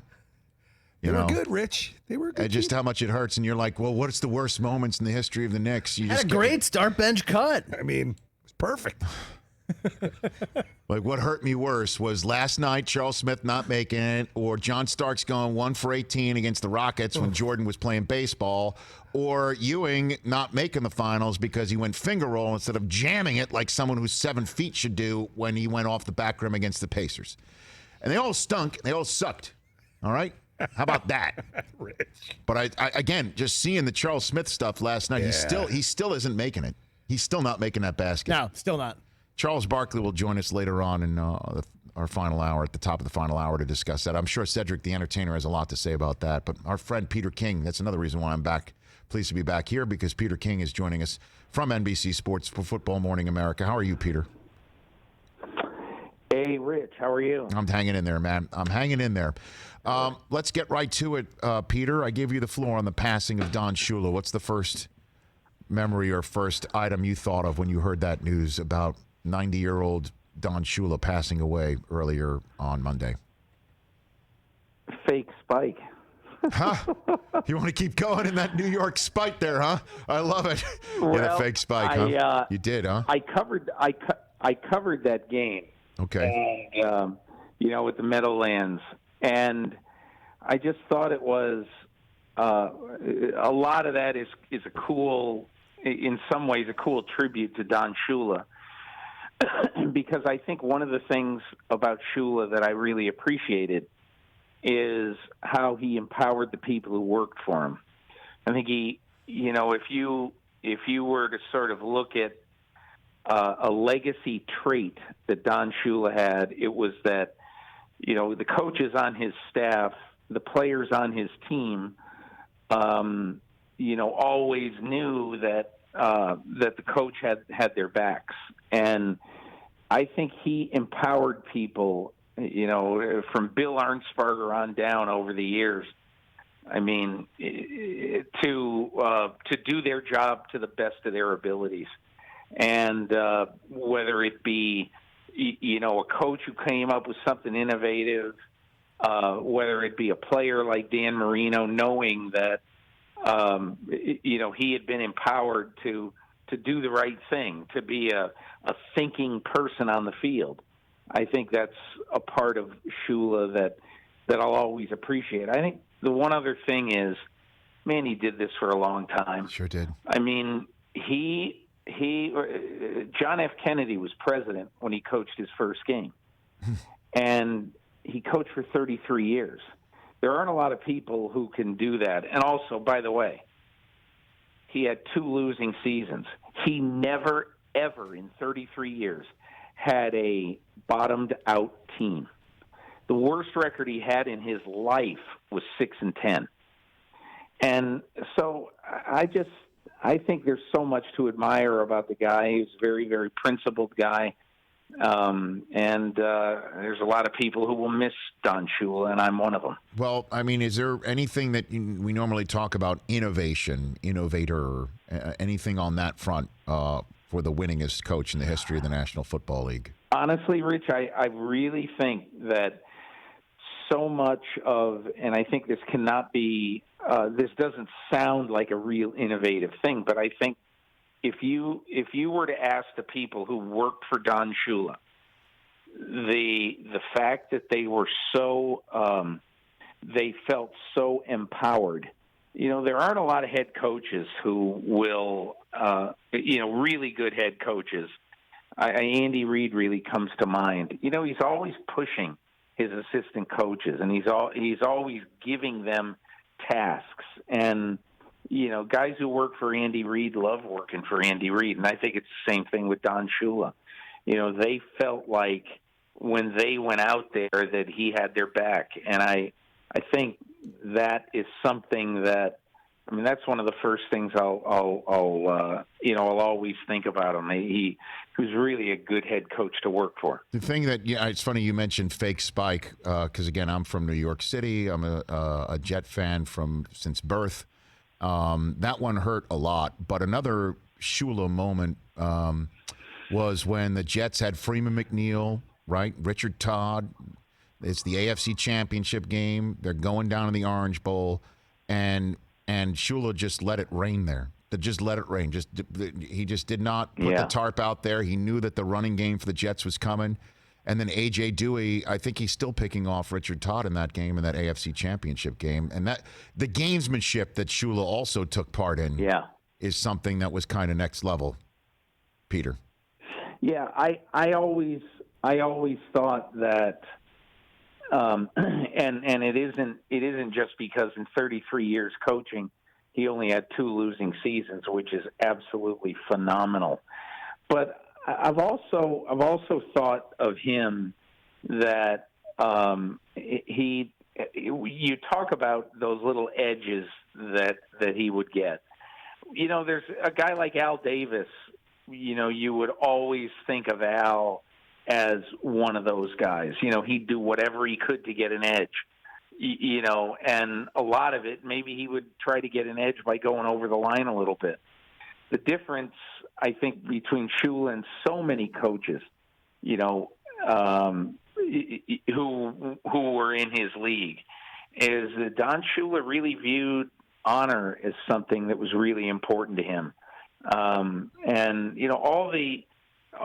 Over the years when I covered him, and that was kind of early in my national football writing career, the early 90s, every experience I had with him was just so incredibly solid and memorable for just the thought that, he would always do the right thing. He'd always say the right thing. And I just thought he was a really honorable, stand-up guy.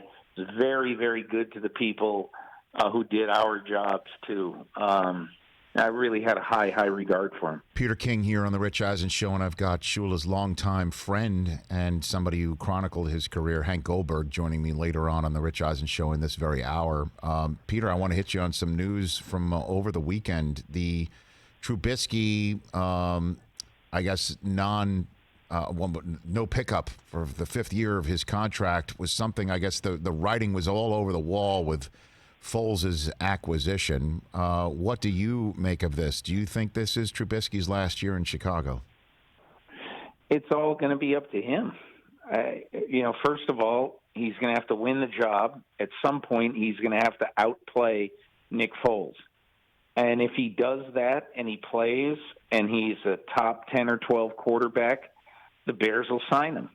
Now, we all think that that's not likely. So most likely, yes, I would say this is probably his last year there. But again, Rich, it is in his hands. It has been in his hands for the first 3 years of his tenure as a Bear. And it's not too late for Mitchell Trubisky to reclaim the long-term starting quarterback job with the Bears. But now there just isn't the kind of support for him that there always was. In his first 3 years, it was always, we don't care how he plays, he's our guy. And I'm exaggerating there. Of course they care how he plays. Right. But he was going to be their guy regardless. And now he's not their guy regardless. So he's going to have to show that he can be a winning playoff quarterback for the Bears to keep him beyond this year.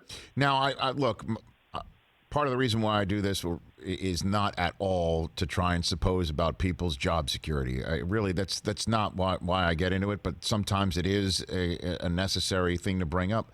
The general manager, Ryan Pace, how does he draft somebody that high?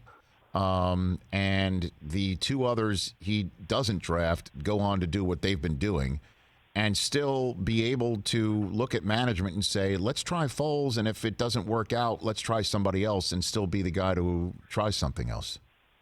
Peter. He might not be.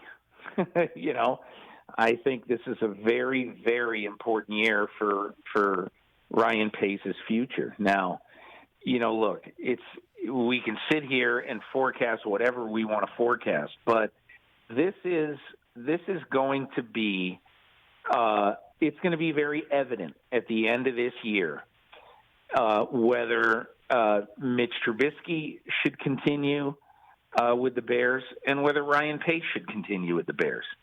And so it's one of those things that and I don't mean this in any sort of what's the best way to put it? I don't mean this in any sort of, well, Ryan Pace is walking the plank right now. But when you've had 6 years, I think this is a sixth year, if I'm not mistaken.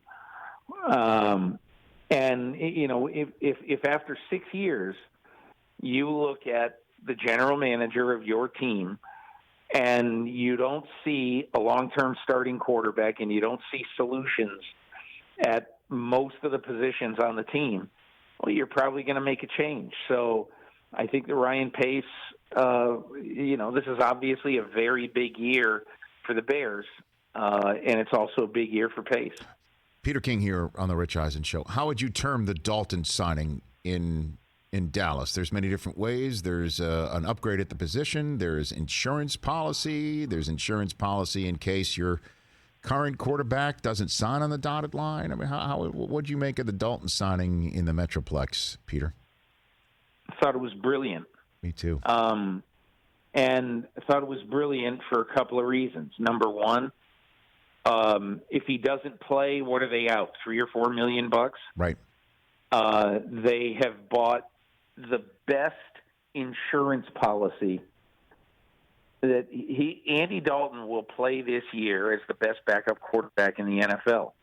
And he might have to be more than that. And if he is, and you're the Dallas Cowboys, you could win 11 games if you're the Cowboys playing Andy Dalton. There's no doubt in my mind. But, Rich, there's one other factor here that nobody's really thinking of, but I thought of immediately. I want you to, imagine what football is going to be like in 2020. And part of the reality of football, if it's played, is that players, I would think, are going to be getting tested every week for COVID-19. What happens if your starting quarterback 1 week tests positive? I feel pretty sure there's going to be a rule that whether it's Patrick Mahomes or Mitchell Trubisky who tests positive, you got to sit for 2 weeks and you can't have any contact with anybody on your team. So I'm just asking this logical question. What happens if one day starting quarterback of the Dallas quarterbacks, Dak Prescott, tests positive for COVID-19? Then he's got to sit for 2 weeks, and Andy Dalton's got to play. Now you say, oh, my God, that's such a long shot. Well, it is a long shot. But are you telling me that the 1,696 players on active rosters in the NFL this year, if a full season is played, do you think none of them are going to test positive for COVID-19? Oh, my word! No, that's a silly pipe dream. No, I know that. So I'm imagining too. I mean, I haven't even thought of this. For you to bring this up, you'd have to probably keep your quarterback separate, right? Because you can't just have everybody in the same quarterback room if that happens. Because then you'd have to quarantine the whole depth chart, right? That nobody knows the answers to these questions. Correct. You can't if. I think that would be a bad thing for your football team. Sure. if you say, oh, by the way, Patrick Mahomes and Chad Henne, I think he's the backup there. He is. Patrick Mahomes, Chad Henne, and whoever. Shea Patterson. Those guys are not going to be in the locker room this year.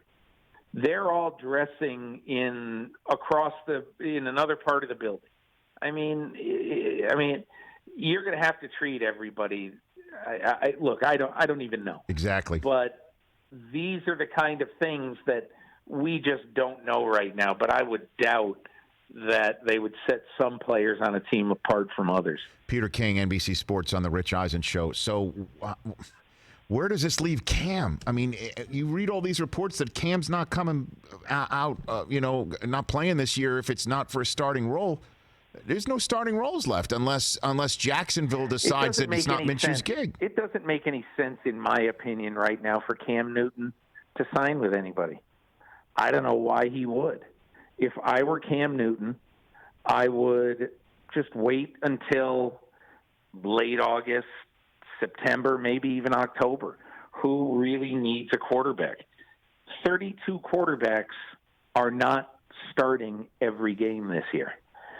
So if I'm Cam Newton, I'm sitting back there, biding my time, waiting until somebody needs somebody, and then I'm riding in on my white horse to be a starting quarterback in the NFL. Now, maybe you could argue he ought to sign with Jacksonville. But I don't know that I'd want to sign in Jacksonville either. How ignominious would it be if a healthy 2015 most valuable player, 30 or 31 years old, whatever he is holding a clipboard and Gardner Minshew is playing?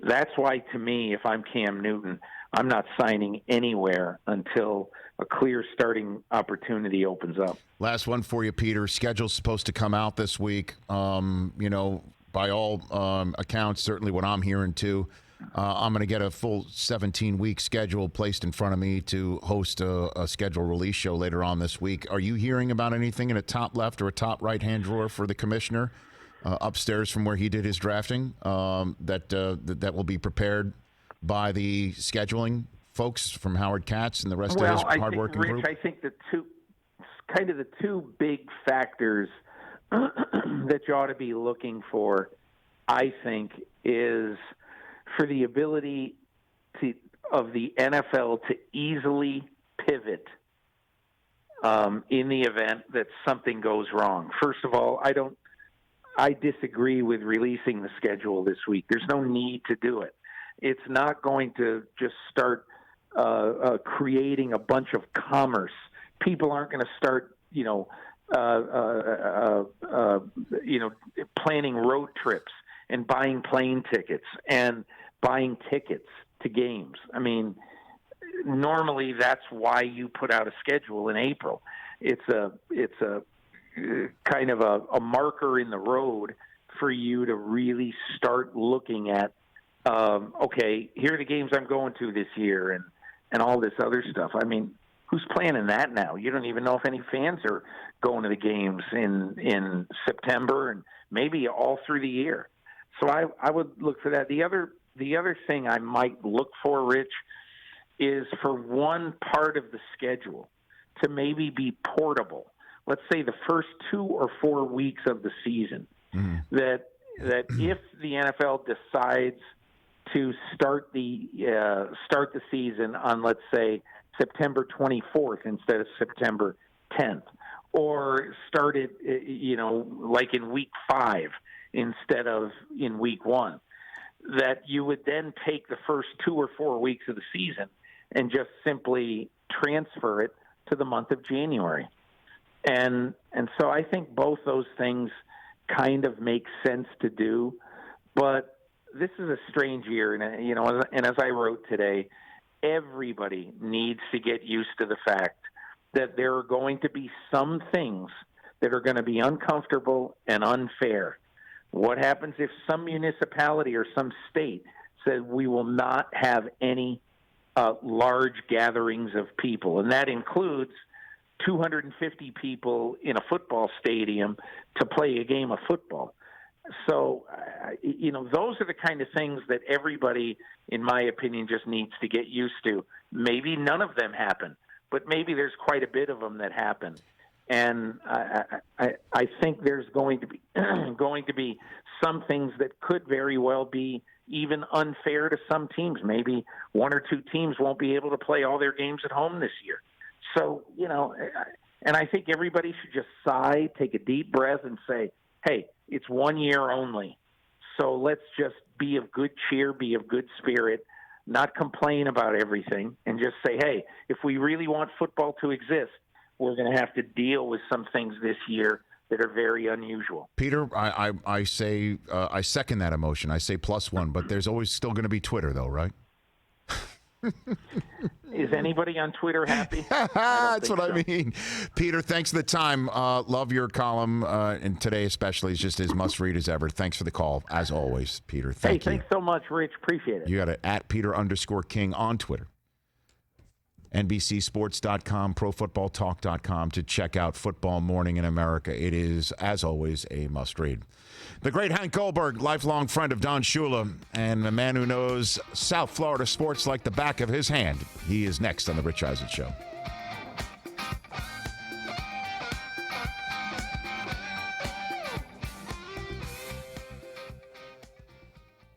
So, you know who we also don't talk about, and we're absolutely going to talk about him tomorrow, is Des Bryant.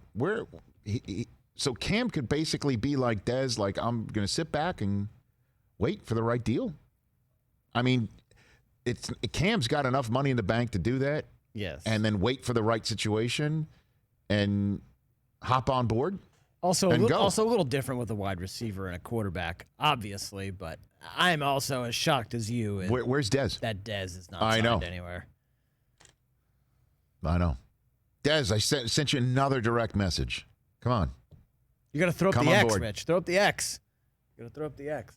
I just did it. All right. What more can I do other than this? But the other way?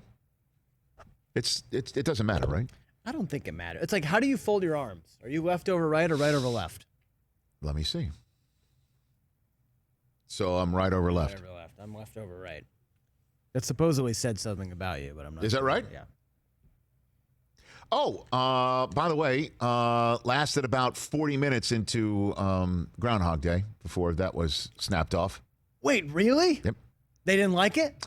They were kind of confused, some of it, by it. And then when Bill Murray was trying to get over on his on the hot chick, Andy McDowell.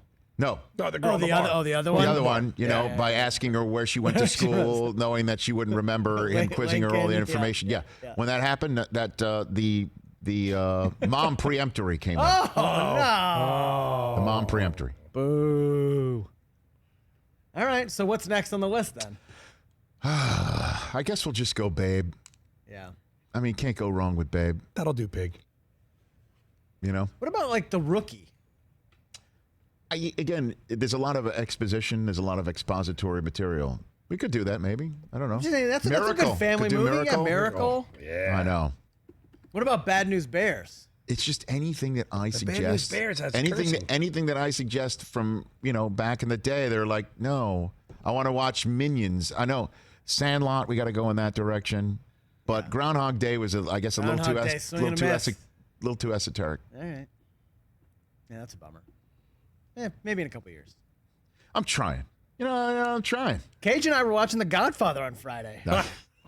We're back in a second. Make him an offer.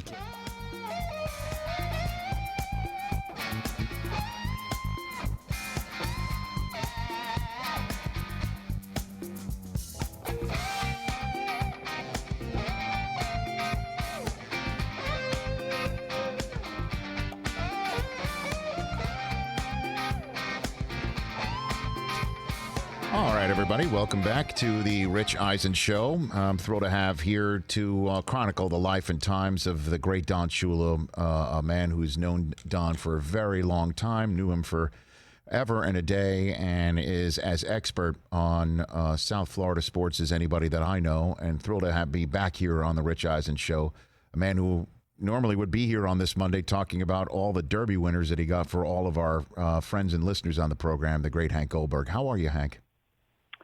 Rich, I know. This is a tough day for those of us who were close to Coach Shula. You talk about horse racing. In his later years, once a month, he and I and Bob Greasy, a couple other fellows, will go to Gulfstream for lunch, and I did the handicapping, of course, and he was as demanding on me as he was on his players because he didn't like favorites. He said, "I don't want any chalk today." Now he liked to win, but he didn't want it to be easy.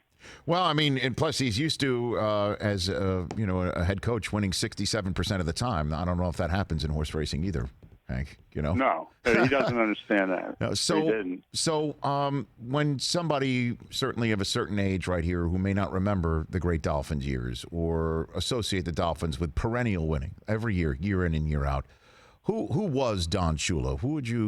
What would you tell that person of that generation who Don Shula was, Hank? Well, he was a very demanding coach, but his players still, loved him.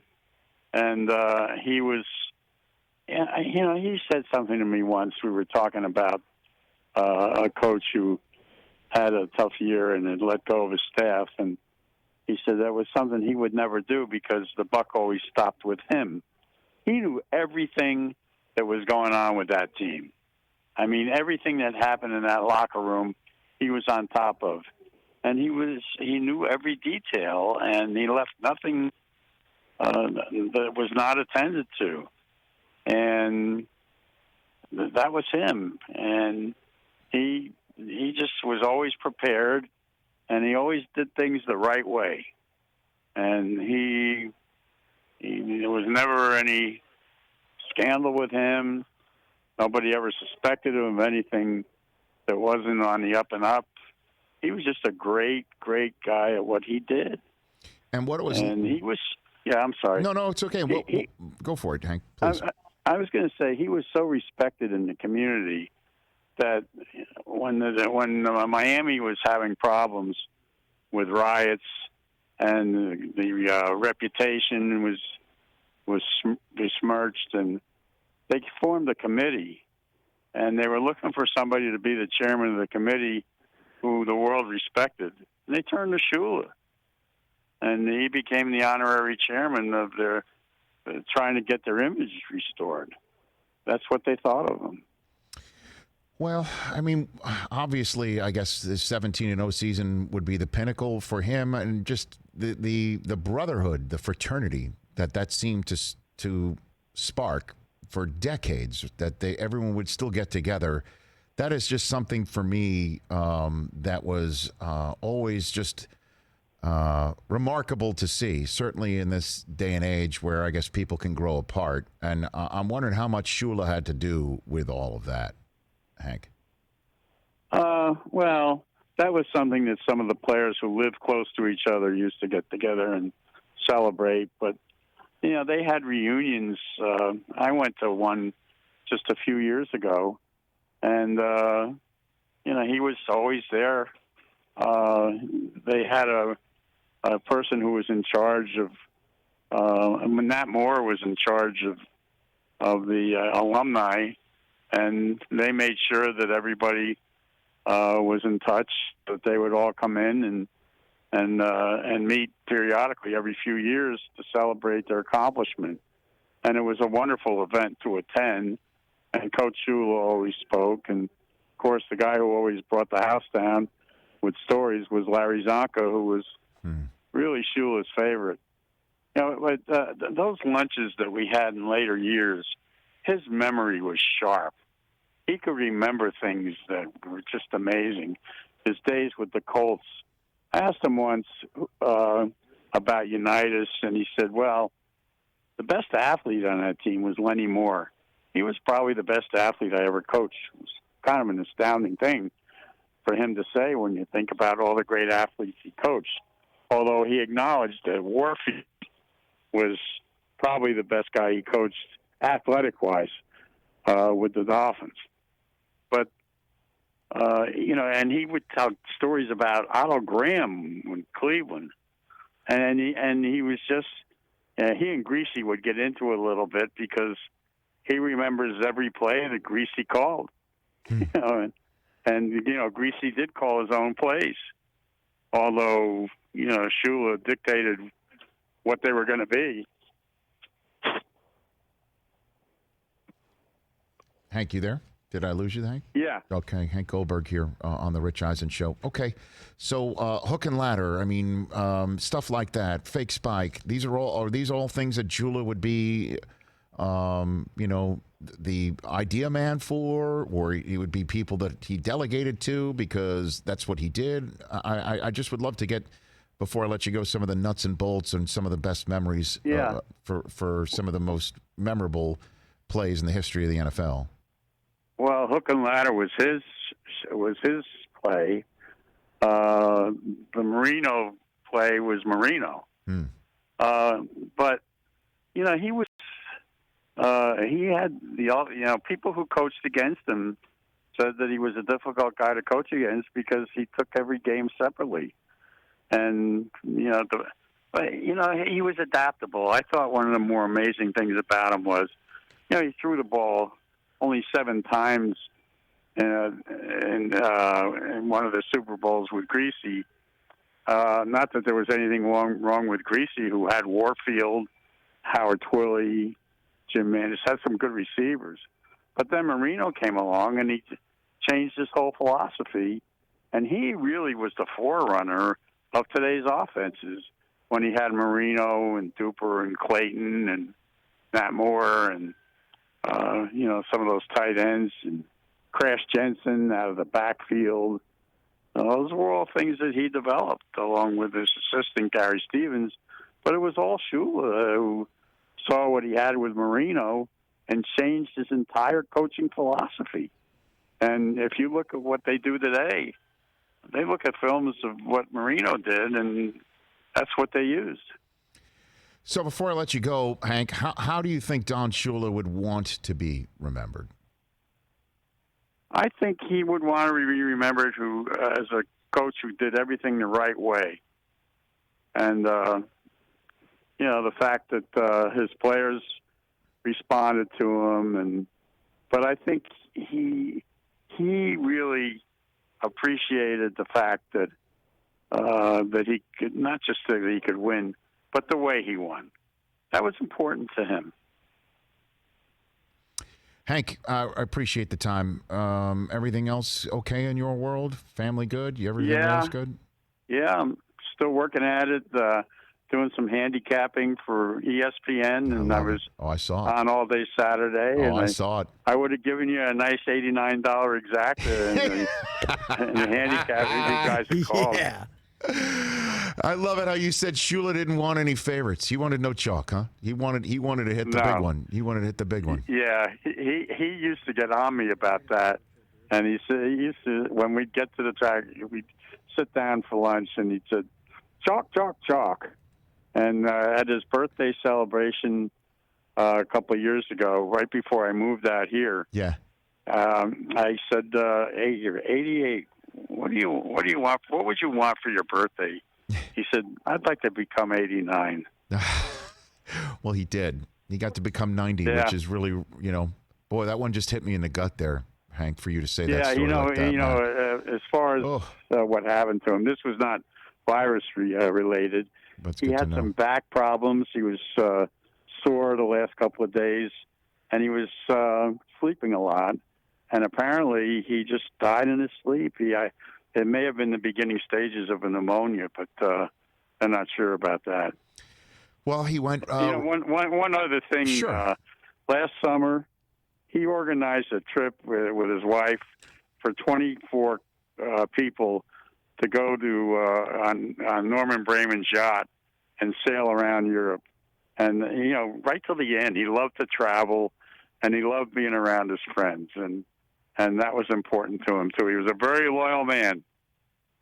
And he was able to enjoy that summer, and as you said, get to see 90, and then pass away in his sleep in a peaceful manner. Yeah, one other thing. I talked to him about a month ago, and I'm getting treatment for kidney disease, which is going very well, by the way. Great to hear. But he always asked me first, "How are you doing?"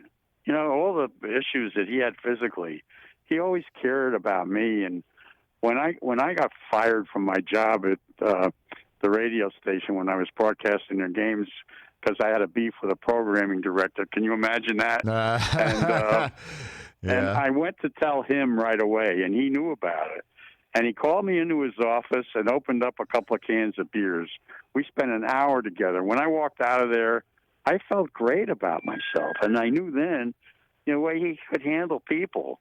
And my first assignment for ESPN was to cover them at the Meadowlands when they were facing the Jets. He got off the team bus, saw me with the mic flag, and he came over. He said, smile on his face, I told you you'd do well.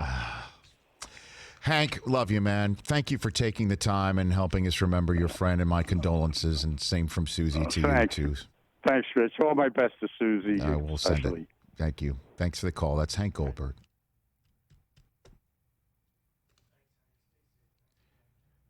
Sailed around the world. That's the way you want to do it. Oh, God, I'm just getting old. Yeah, what a way to go. Sail around the world with your wife and friends. Passing his sleep. Rest in peace, Don Shula. Rest in peace to the all-time winningest head coach in the National Football League. But as you hear from so many of those who knew him and pay tribute to him, a great human being and a winner of life. Don Shula passing away at the age of 90. We say rest in peace to the all-time great.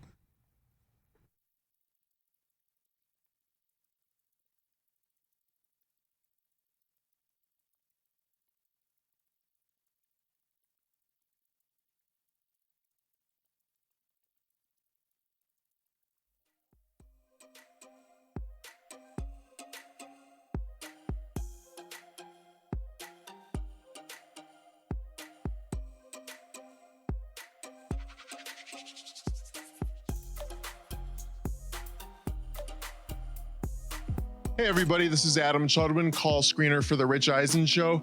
I grew up in the Chicagoland area in the 90s and was able to witness the Bulls dynasty up close and in person, and here's my story. Look to your right to the kid staring at Scottie Pippen wearing that hat that looks like a basketball. That was me at 10 years old. I don't know what I was thinking with that hat. A lot of us had questionable fashion choices in the 90s, but you couldn't question my passion for the Chicago Bulls. For the Bulls' second three-peat, my dad had a hookup for incredible seats right next to the Bulls bench. It was awesome. We would go to 2 or 3 games a year, and all of these pictures are pictures my dad took from our seats. If you don't know, Dennis Rodman used to give his jersey away to a fan after every game. So for a game I was going to, my mom thought of an idea to get Dennis's attention. She went to Victoria's Secret and bought a black and red bra for me to wave around at the game, and then she wrote this sign for me to hold. Yeah, this really happened. So I went to the game, bra in one hand, sign in the other, and people were loving it. Drunk dudes were giving me high fives, women were asking to take pictures with me. I was the toast of the United Center that day. My sign was even written about in Sports Illustrated. Around halftime of the game, a reporter from CBS came up to me and asked if he could interview me. So I was on the local 10 o'clock news later that night, and a lot of my friends saw it. Unfortunately, I ended up not getting the jersey from Dennis, but the interview ended up being a great clip for the video they showed of me at my bar mitzvah. When I think back to the dynasty years, I realize how much joy the Bulls gave to my friends and family. Bulls games were a huge event, and if we weren't going to the game, we were all gathered around the living room to watch together. They made us proud to be from Chicago. It was so fun. I remember in 1998, my dad telling me to appreciate what was happening and savor the moment, because this type of team happens once in a lifetime. And he was right. There will never be a basketball team like that again. The Bulls were a worldwide phenomenon, but I was right there in Chicago to witness greatness in person, and that was my last dance.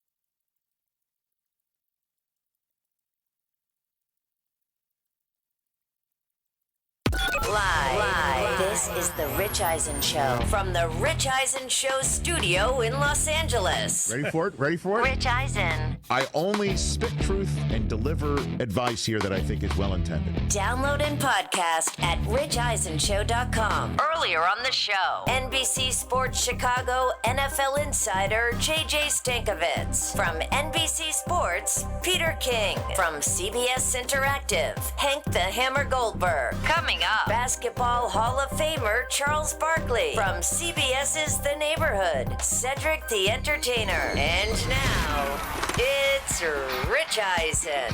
Final hour of this edition of the Rich Eisen Show. Thrilled to be with you here today. We just had some moving conversations about the life and times of Don Shula with Peter King of NBC Sports and Hank Goldberg, lifelong friend of Don Shula's. We're going to get a much-needed laugh from Cedric the Entertainer coming up in this hour, but we're joined right here on the top of our third and final hour right here on NBC Sports, NBC SN, along with Sirius XM 211, our YouTube feed, youtube.com/Rich Eisen Show, a guy I'm thrilled to be calling a good friend of mine, not just mine, but my wife's as well.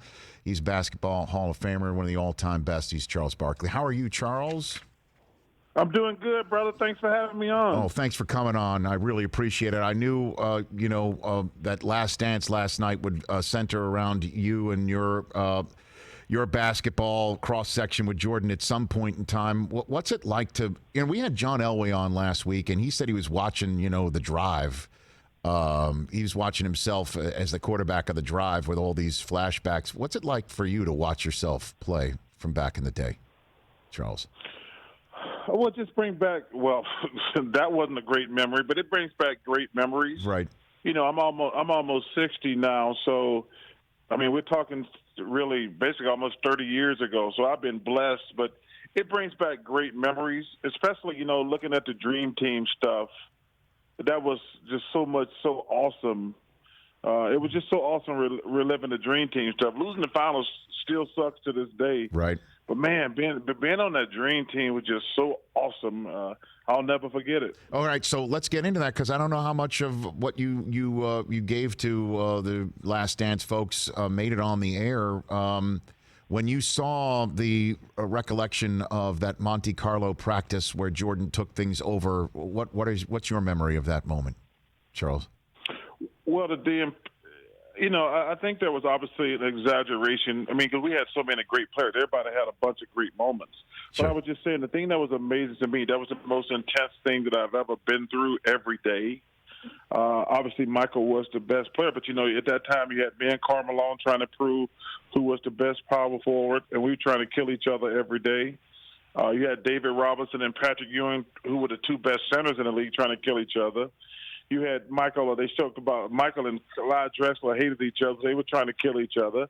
And then if you remember, Magic had been shut down by Scotty in the finals, so he was trying to go at Scotty. So it was a bunch of egos. It was awesome. But we were all just trying to prove we were the best at our position. That's what made it so intense. It wasn't just like one great practice. It was like that every single day. How did Daly stir that up? Did he stir that up as the coach? No. Listen, I knew Karl Malone was the only person on my level as far as the power forward. David and Patrick were the two best centers, and like I said, Chuck was awesome because Chuck kind of like, hey, you guys do y'all thing. Yeah. He was the perfect coach, because he had no ego. He always he was a hell of a coach. He always was going to be the best dressed coach unless Pat Riley was in the same building with him. Right. And he was at peace with himself. The one thing that Chuck did that, when people have debated for 100 years, we played against those little college kids the first day, and those kids were 18 years old. We were all around 30, in our early 30s, if I remember correctly.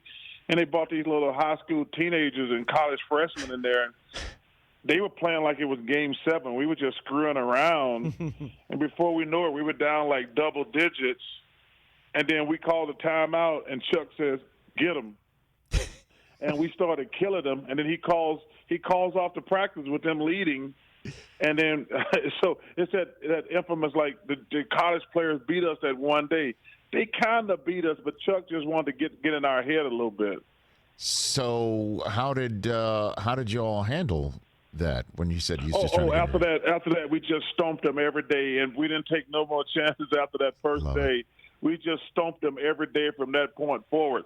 Because I've seen Grant Hill and C. Webb and all those guys talk about. They only talk about the first day when they technically won, but after that, we didn't take any more chances. Let them get in the upper hand. Who else is on that college team? Do you remember? I can't remember, but there's probably every player probably played in the NBA. It was so long ago, I can't remember everybody. I think Bobby Hurley was there. Obviously, Grant Hill, Rodney Rogers. I mean, it was. I think, like I say, everybody on that team eventually made it to the NBA. Right. But they were all like high school seniors and college freshmen at that time.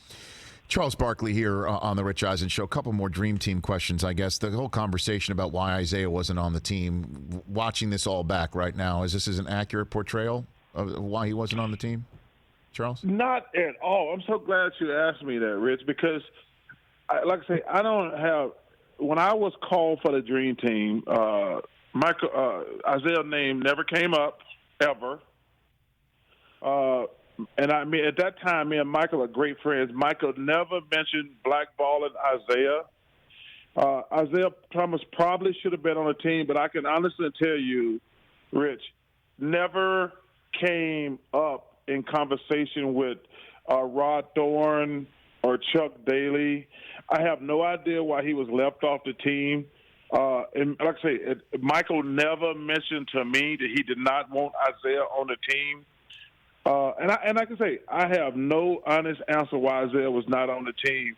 But I can honestly say the NBA, the NBA never asked us anything about any player, number one, let alone Isaiah Thomas. Like, I didn't know Magic and Bird and Stockton and Carl and David. They never asked. When they called, they said, Charles, would you like to be part of the Dream Team? And I said, it would be an honor and a privilege to go to the Olympics and represent the United States.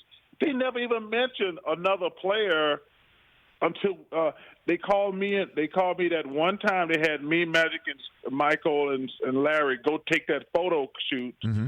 But we all were on the cover. But we had no idea who was on the team until we got to San Diego, I think, for the first practice. Well, I mean, last night, Jordan's recounting of it was Rod Thorne calling him up and saying, you want to be on the team? And he said, well, who else is playing? And then his recollection is Thorne said, the guy that you're thinking of is not coming. So clearly this had to have been thought out by somebody about Isaiah, like I say, right? I'm saying I had nothing to – that was – so Rod called me. I was playing for the Sixers, obviously. Yep. I was actually on the golf course, and he said, hey, I said, oh, that's where what's up? He said, you want to be on the Dream Team? I said, it'd be an honor and a privilege. That was the end of the conversation. I'm just telling you, I don't know what him and Michael talked about, but I'm telling you, at that time, me and Michael were great friends. He never said to me, Charles, if he asked you about Isaiah, that never happened. So I've heard all the rumors for 30 years now, but I don't know what Rod and Michael talked about. So that's my honest opinion, Rich. Charles Barkley here on the Rich Eisen Show last night, too, talking about Jordan being a Nike guy and how he came to be and how influential. I'll give you the floor here, certainly since, if I'm not mistaken, you're a Nike guy, too. How influential was Michael on all of that, Charles? Well, he's the most important sports figure as far as athletes make, not only just the guys today that are making gazillion dollars for shoes and things like that. Rich, you have to go back. Athletes didn't even do commercials before Michael Jordan. Think about that. Between commercials and now everybody got their signature shoe and they're making tens of millions of dollars. That's all because of Michael. Listen, we can all talk about how great, and I mean, obviously, in my opinion, no disrespect to Kobe or LeBron or Kareem or Bill Russell or Wilt, he's the greatest basketball player ever. But what his biggest influence is guys was making all this money away from basketball. I mean, you think about it. Guys did not do commercials before Michael Jordan. Guys didn't have signature shoes and sell, like, that's all because of Michael. That, to me, as great a basketball player as he was, his influence away from the game. Like, you know, people give him a hard time for not being a social activist, which I think is disingenuous because Magic Johnson, Larry Bird, no guys were making social statements back in that day. I mean, yeah, obviously now with Twitter and stuff, guys all can say what they want to now. But if you go back in time in the 80s, nobody was making social statements. But what he did for the shoe business and the apparel business, that's probably his greatest contribution to the sports. Yeah, I mean, in terms of the social activism, that was quite a moving portion of The Last Dance last night, Charles, when President Obama was talking about how, I mean, he chose his words as Obama obviously always would, and so beautifully, that he was disappointed that Michael didn't make political statements. And I'm wondering how that was probably going to sit with Michael when he saw that. Well, I think it's a different time now, Rich, to be honest with you. Mm-hmm. Yeah, I think we all make social statements now. But you have to go back. You have to tell at the time, like I say, as much as I love Magic, he wasn't making political statements. Karl Malone wasn't making political statements. I don't know who was the best black quarterback and guys like that. I think that's unfair. Like now I think guys, because of social media, you could be a little bit more progressive and say what you want to. But also it's a double-edged sword. People only want you to say political stuff when they agree with you. Can you imagine if some of these guys came out today and they start wearing Trump hats around? People would absolutely lose their mind. So people want you to be socially active, but they only want you to be active if they agree with your point. And I think that's the double-edged sword for all jocks today when they try to get political. Like, remember a few months ago when LeBron tried to say something about China? Mm-hmm. People went crazy. And LeBron's one of the best dudes you ever going to meet. But when he didn't go crazy over this China stuff, he got lambasted. And I thought that was unfair. I thought that was unfair to him because LeBron's one of the best men you ever going to meet. But so it's a double-edged sword. Everybody wants you to be political, but they only want you to be political when they agree with you. A couple more minutes left with the one and only Charles Barkley here on the Rich Eisen Show, and I greatly appreciate it, Charles. I know you've been talking a lot about this Last Dance, and I appreciate you taking the time. Have you learned anything from this? Like, were you sitting there, I didn't know that, or one of your colleagues from back in the day, one of your fellow players from back in the day revealed something? Well, I didn't know that. Have you had any of those moments through the first few hours? Well, I think that I would love for today's player, going back to episode 1 where he told Roy Williams, I'm going to be the hardest working player ever. And in episode 2 when he broke his foot and he wanted to just play basketball, he said, I don't care, I just want to play. If all these young players today would realize that you can have all the Twitter followers you want, you can worry about your brand and stuff like that, the only thing that really matters is being the best basketball player. All that other stuff will come. But I think that we have too many players today who they just worry about their brand and how many Twitter followers. So like, no. I just want to be – that's the thing I got from episode 1 and 2. But I think the thing that's really funny, and it kind of makes me sad to a certain degree, people are going to learn all the dysfunction that goes on in organizations. People want sports to be like this. It's all great. Everybody gets along. Everybody's making a lot of money, and everybody's happy. And if you see what the Bulls – Rich, think about this. Those guys won 6 championships, and they hated each other. and, like, can you imagine how bad some of the stuff is on these teams that suck in sports? Like, this team won – they three-peated twice. Mm. And they don't get along. The front office and the owners, they hate each other, and they're winning. And I hate that people are going to see a lot of stuff that goes on behind the scenes. Because, you hear players talk about all the time, whatever happens in the locker room stays in the locker room.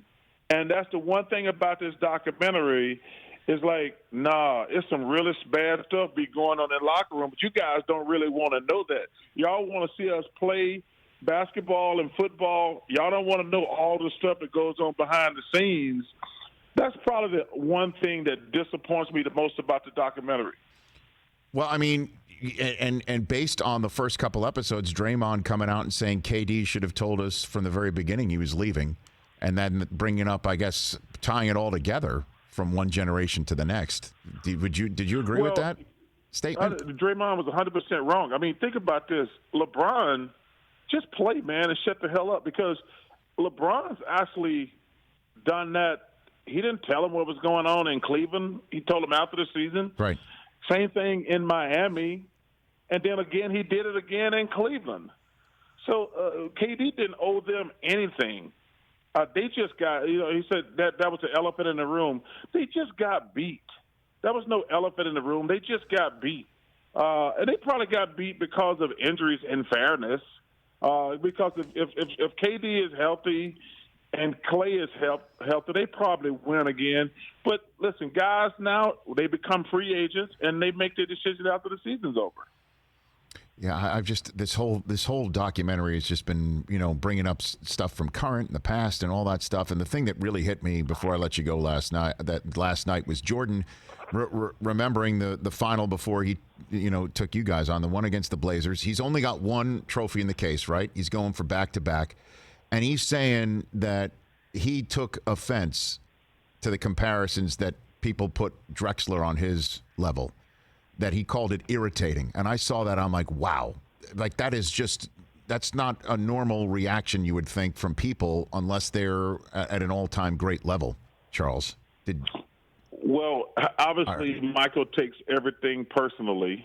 and that's probably the biggest understatement in the history of civilization, that Michael takes things personally. Listen, him and you're asking me about the Dream Team. That was interesting to watch in practice. Like I say, I was trying to kill Karl Malone because I want to be the best power forward. But him and Clyde went at it. It was so intense.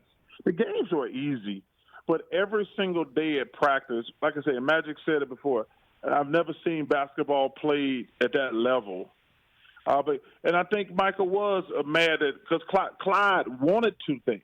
Like, listen, Clyde was a hell of a player, but he wanted to think he was as good as Michael, and that drove Michael crazy. It really drove him crazy. Well, it seems that what really drove him crazy was all the gambling talk too, Charles, right? From back in the day. Well, listen, I'm probably not in a place of I got dirty hands. I love to gamble. Can't wait to get back to the casino. Michael loved to gamble. I thought it was unfair to try to act like he likes to gamble. I love to gamble. Do I think I have a gambling problem? I don't think I do, just because I love to gamble. And like I say, Michael loves to gamble. And to act like a guy who loves to do something has a problem, I just don't think that's fair. I mean, I always tell people, I've never been to a casino and it was totally empty. There's always been other people in there. So other people like to gamble also. I love you, Charles. I really do. I don't care who knows it. It's been too long. I always enjoy our chats, truly. Thank you. Man, keep up the great work. Thank you. I hope you get some sports soon. Me too. I mean, this has just been I feel bad for everybody out there who's sick, and thank God for the first responders and nurses and doctors, but I'm hoping you get some sports soon, man. Me too. In the meantime, good luck trying to win that Emmy with Belichick in your group for the first time. The studio analyst, you got Bill now to deal with on that front. I love Bill Belichick. He's getting greedy trying to come over, cross over in sports, taking other people's trophies now. This is getting out of hand, Rich. This is getting out of hand. I know. And he got enough Lombardi trophies. He want to come get our Emmys now. That's a fact, by the way. You're not wrong. That is an appropriate reaction. Thanks for the time, Charles. You take care of yourself. All right, man. Thanks Stay for healthy. having me. Love you. That's Charles Barkley right there. Cedric the Entertainer from CBS's The Neighborhood. I'm sure we'll talk a little bit about this documentary with him. That's next.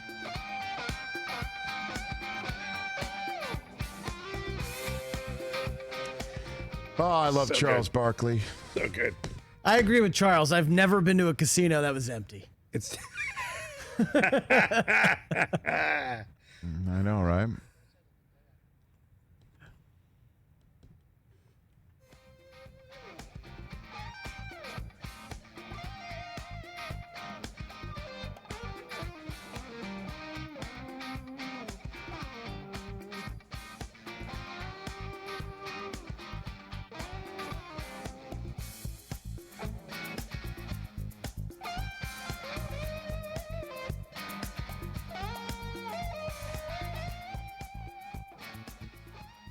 Oh, by the way, there's murder hornets out there now. Yeah, well, these things are like, oh my God. I mean, as if 2020 can't be even more insane.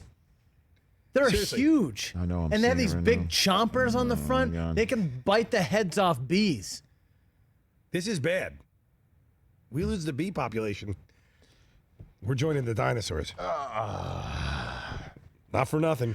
Do you want to take a call real quick before we get to Cedric the Entertainer? You know what? Everybody who's on hold, stay on hold. Cedric the Entertainer is going to join us when we're back on NBC SN. One of those days where we're so busy. Did we even get to a poll question? We don't have one, right? No, I mean, I had one so about late. the Last Dance, but we were so interview heavy today. That was so intense. We have Will Perdue on tomorrow's show. Nice. Apparently, they got into a fight. Will Perdue and him got into a fight. I think next week is the Kerr Jordan famous fight practice. Yeah. Because we're 6 episodes in, and I still haven't gotten the people are going to think I'm a monster Jordan moment. Are the next couple episodes going to get to that? I guess. How do you feel about one of the complaints I was seeing on Twitter last night was not a lot of footage from the actual Last Dance. Like, not enough of the 98th season. Well, the criticism that I keep hearing from friends is they don't like the constant moving back and forth chronologically. Oh, I like that. They don't like. They think it's arbitrary that we're stopping here and we're going back here and then we're going here and then we're going there. I'm like, I don't mind it because so many different times you can't tell the story of the Last Dance without the backstory. Certainly Rodman. I mean, but I'm hearing that people don't like the storytelling aspect of it. But the Last Dance stuff, I'm imagining the last entire hour is going to be the playoffs. Well, we're about to start the playoffs, I think. I know, and we're gonna. I mean, because they're gonna make golf. short work of the Nets, and then right. and then we're gonna be off and running. Remember that Pacers series went to 7 games, and they were losing in Game 7. We haven't even hit the baseball and that yet. His farewell in '93. The baseball. Yeah, it's got to be. Yes. There's 4 more hours to go, and I think DP had the director on today and asked him a great question, which is, you must have enough stuff to do an 11th hour, like Joel McHale did an entire hour interviewing people on the Tiger King. They could do that. Yeah, I mean, I don't know if they'll get Joel McHale for that, but well, like you said, like just the behind the scenes stuff, the making of. Like I could watch bloopers. I think Paulie tweeted that out today. I could watch 10 more hours. Agreed. All right, we're back with Cedric the Entertainer in a moment.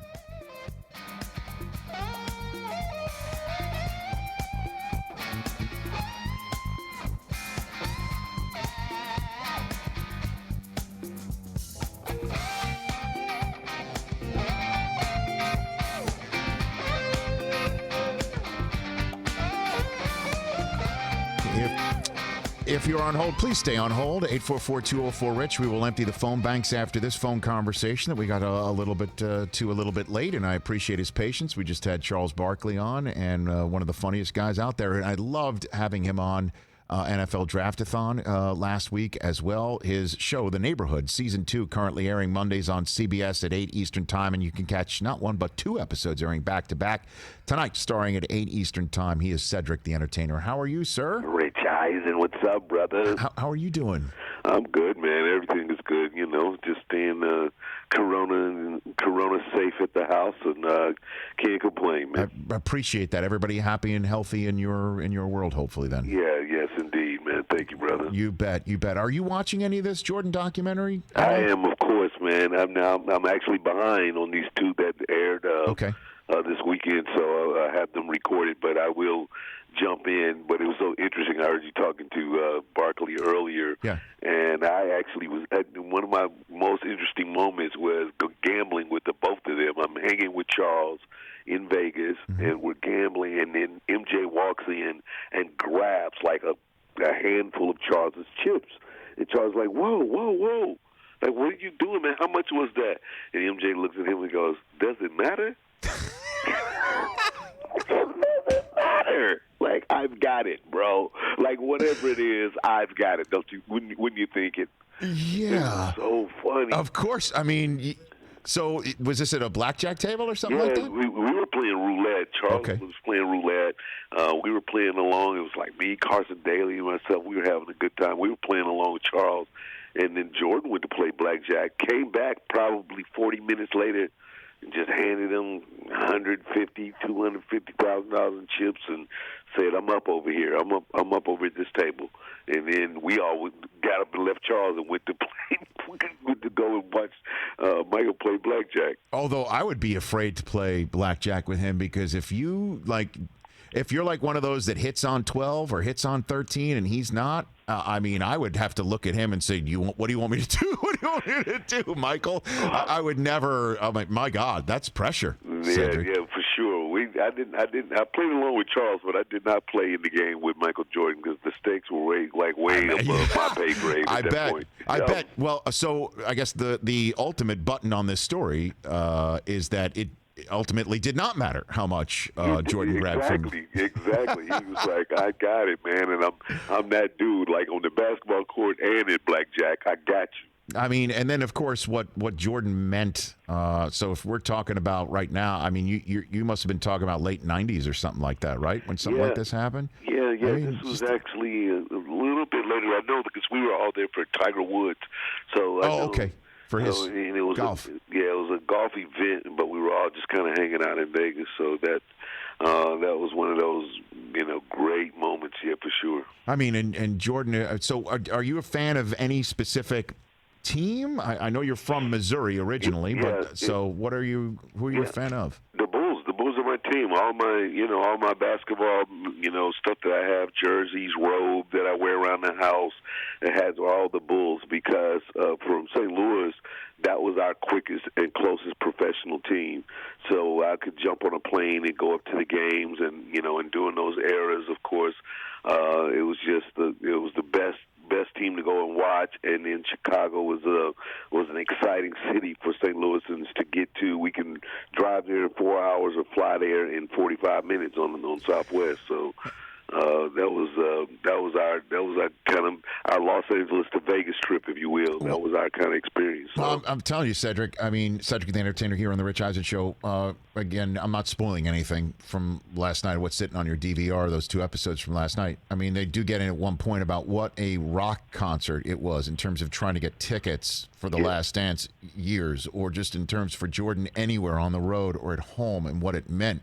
And how Chicagoans and people from, Chicagoland, or from what you're pointing out, St. Louis or Bulls country, how we may never see anything like that again. And I understand who LeBron is and what the Warriors have become, et cetera, but there's nothing quite like those Jordan Bulls. No doubt. And it probably would, like you mentioned, both teams that would, like the kind of LeBron phenomenon would be the closest. And, of course, when Golden State was just in that frenzy of just winning, and, everywhere they showed up would be a circus. But nothing was like Jordan could. They could pull this kind of energy anywhere in the country. Wherever he showed up, it would be the craziest night in town. Everybody's going to show up. It's going to be big. I'd liken it to Mike Tyson, the old Mike Tyson fights. Like, it was the best of the best. Everybody's going to come. You're going to put on your best. You're going to party the hardest. You're going to watch. It's going to be exciting. And that's the attitude when the MJ would show up. Yeah, and unfortunately for many that he was competing against, just like Tyson fights, if you missed the first 2 minutes, it was over. Exactly. You'd be like, man, I was still ironing my outfit and missed the whole thing. Wow. Did I hear you say that you had a Bulls robe? I hear you say that? I got a beautiful robe, man. Someone did for me with the great Bulls, embroidery on it, and it's so cool. Nice. Okay, I like that. Cedric the Entertainer here again. The Neighborhood, currently airing Mondays on CBS, starring in part this gentleman right here on the Rich Eisen Show, and we'll get to that in a second. The original Kings of Comedy. It's interesting too. You're going to see some Spike in the Last Dance from Sunday night because of. He was Mars Blackman, and we talk about Jordan's Nike commercials and how Spike was the director and so much of a creative force behind all that. What was it like with Spike for the original Kings of Comedy? You were one of the 4 hilarious stand-up acts that were featured in that film. Again, Spike, I think he came on board to shoot the tour. We had been touring around the country probably several years before we decided to shoot the movie, and he saw it in New York, and again, probably like the same way that he kind of saw Jordan. He saw this as a piece of culture and a piece of like a real Americana that it had to be captured and shot in a way that he could tell you this story. And I think that's the way that he did the Jordan phenomenon, but captured it in the shoes. And you know, it was one of these things that, again, one of the biggest, you know, catchphrases that we've ever heard in advertising. It's got to be the shoes. It's got to be the shoes. You know, and that partnership that he had, those iconic commercials, to see little, you know, Spike Lee so small up against Jordan, and then that this unlikely friendship between him as character Morris Blackman and MJ. I feel like it led to so many other, you know, images, including the Geico lizard nowadays. I think that's all part of this whole starting from Mars. So what was it like being on that tour?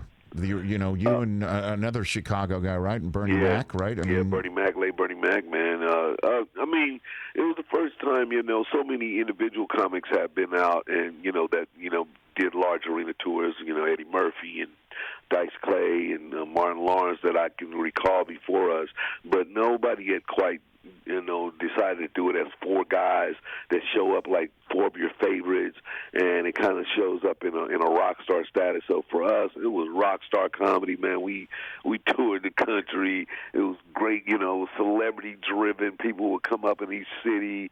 I wasn't married at first, so it was girls and everything, and then I got married, and it changed. And you know, but it was still a good time, though. I bet. I'm sure it was. You know, when we mentioned it, you were you zoomed in on NFL Draft-a-thon live, and you were in a car, and Kevin Hart was in his home office, and he widened his shot out, and there was it was a beautiful painting of Bernie Mac. I mean, that painting was on his office wall. Yeah, man. Kevin Hart. Yeah, Bernie was a legend. You know, he was the same thing. Like for me, he would I would go first, and then then there would be this brief intermission. And so Bernie did his show one night, and then after my intermission, he came into my dressing room and performed for my guest. Like he just, you know, it was impromptu, came in and did this whole other set. He did a Red Fox impersonation. It was hilarious. And he just turned around and he was like, Mac out. And just walked out, and it was just like one of the greatest legendary moments of comedy, like, because nobody expected it, and he just came in and killed the room, and he was like that. Like, after the show, he would just kind of go do his own thing. He wasn't, you know, an after-party, go hang out guy, so he'd do a show, be a great friend, and then he'd go off and be in the Mac world, just kind of keeping it quiet and simple. Yeah, sure. And Steve Harvey, we had him on at the Super Bowl because he's the host of NFL Honors. Yeah. And my audio executive, Mike Del Tufo, said that Steve Harvey would remember him working with him. It's kind of looked like Steve was putting on airs that he remembered Mike, just completely apropos of nothing. Cedric, if you could handicap that, do you think he actually did remember Mike, or he put on airs that he remembered Mike? What do you think? Steve Harvey? Yeah. Yeah, he probably, you know, Steve Harvey did a lot of stuff in Chicago during that time as well. So yeah, he knew exactly what was going on. Okay, all right, very good. Just figure all that.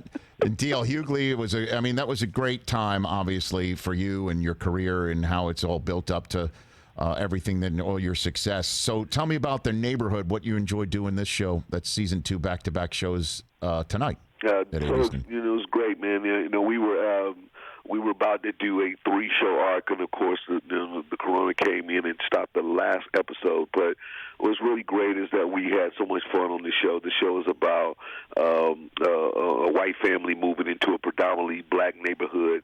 So this gentrification attitude of, you know, how does America learn to get along with people who kind of feels that, you know, someone doesn't belong, but now you got to be neighbors. And so the first season was one where it was hard, and I was a little gruff, and I made them kind of earn it. And then this season, you see us become friendlier, and then even closer friends as the season goes along. And yet, Dave still makes some oversteps. So, played by Max Greenfield in these last 2 episodes, he has a near-death experience by almost getting hit by a speeding car in the neighborhood. He gets everyone to sign petitions and get a speeding block put up, and that fires him up to just be more civic than ever, and decides that now he's going to run for city council. And so I'm like, bro, that's way too soon. You just got here. Nobody's going to vote for you. But he's overzealous and goes for it. And so the first episode kind of sets that up, and then the second episode tonight, we see Dave gearing up his office and his campaign, and trying to get me to come on and help him out and be his campaign manager. And he has to run up the cool, smooth incumbent played by Wayne Brady.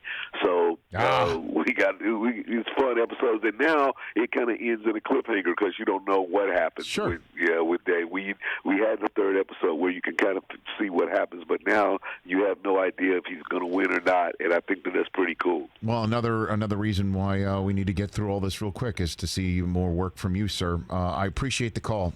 Said you're one of my favorites, and I'm thrilled to have you on here. And anytime you just want to shoot the what, talk sports. All right, man. I appreciate it, man. So much fun. A great show too. Thank you. All right, Rich, holla, man. Right back at you. That's Cedric the Entertainer right here on the Rich Eisen Show. What a great story, Jordan. Wow. Does it matter? You know what? It kind of does. Or unless he comes back and you just sit here, I'm up. I mean, if anyone else tried the casino, you get booted and arrested. Right. ASAP. Just go over and grab somebody's stack. It's good. Doesn't matter. Now we definitely got to get Carson Daly on here too, man. Right. Well, he's talking about the Tiger Woods golf event. Event. Yep. Yep. Carson was a great golfer. I played in that one year. That was one night in a club. Stewart was there. Tiger was there. Charles was there. Oh my God, my favorite Charles. I got my favorite Charles Barkley Jordan story coming up. Okay. And then phone calls at 844-204-RICH. And then one moment from last night's Last Dance that struck me, and it's a perfect time for this week and what's coming up this coming weekend. That's all next right here on the Rich Eisen Show.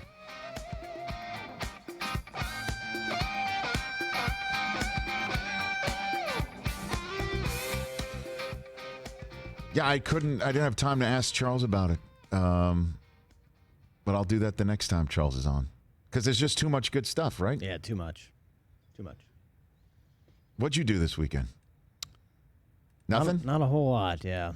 Just survived in advance with your little nugget at home? In advance. He's starting to almost roll over.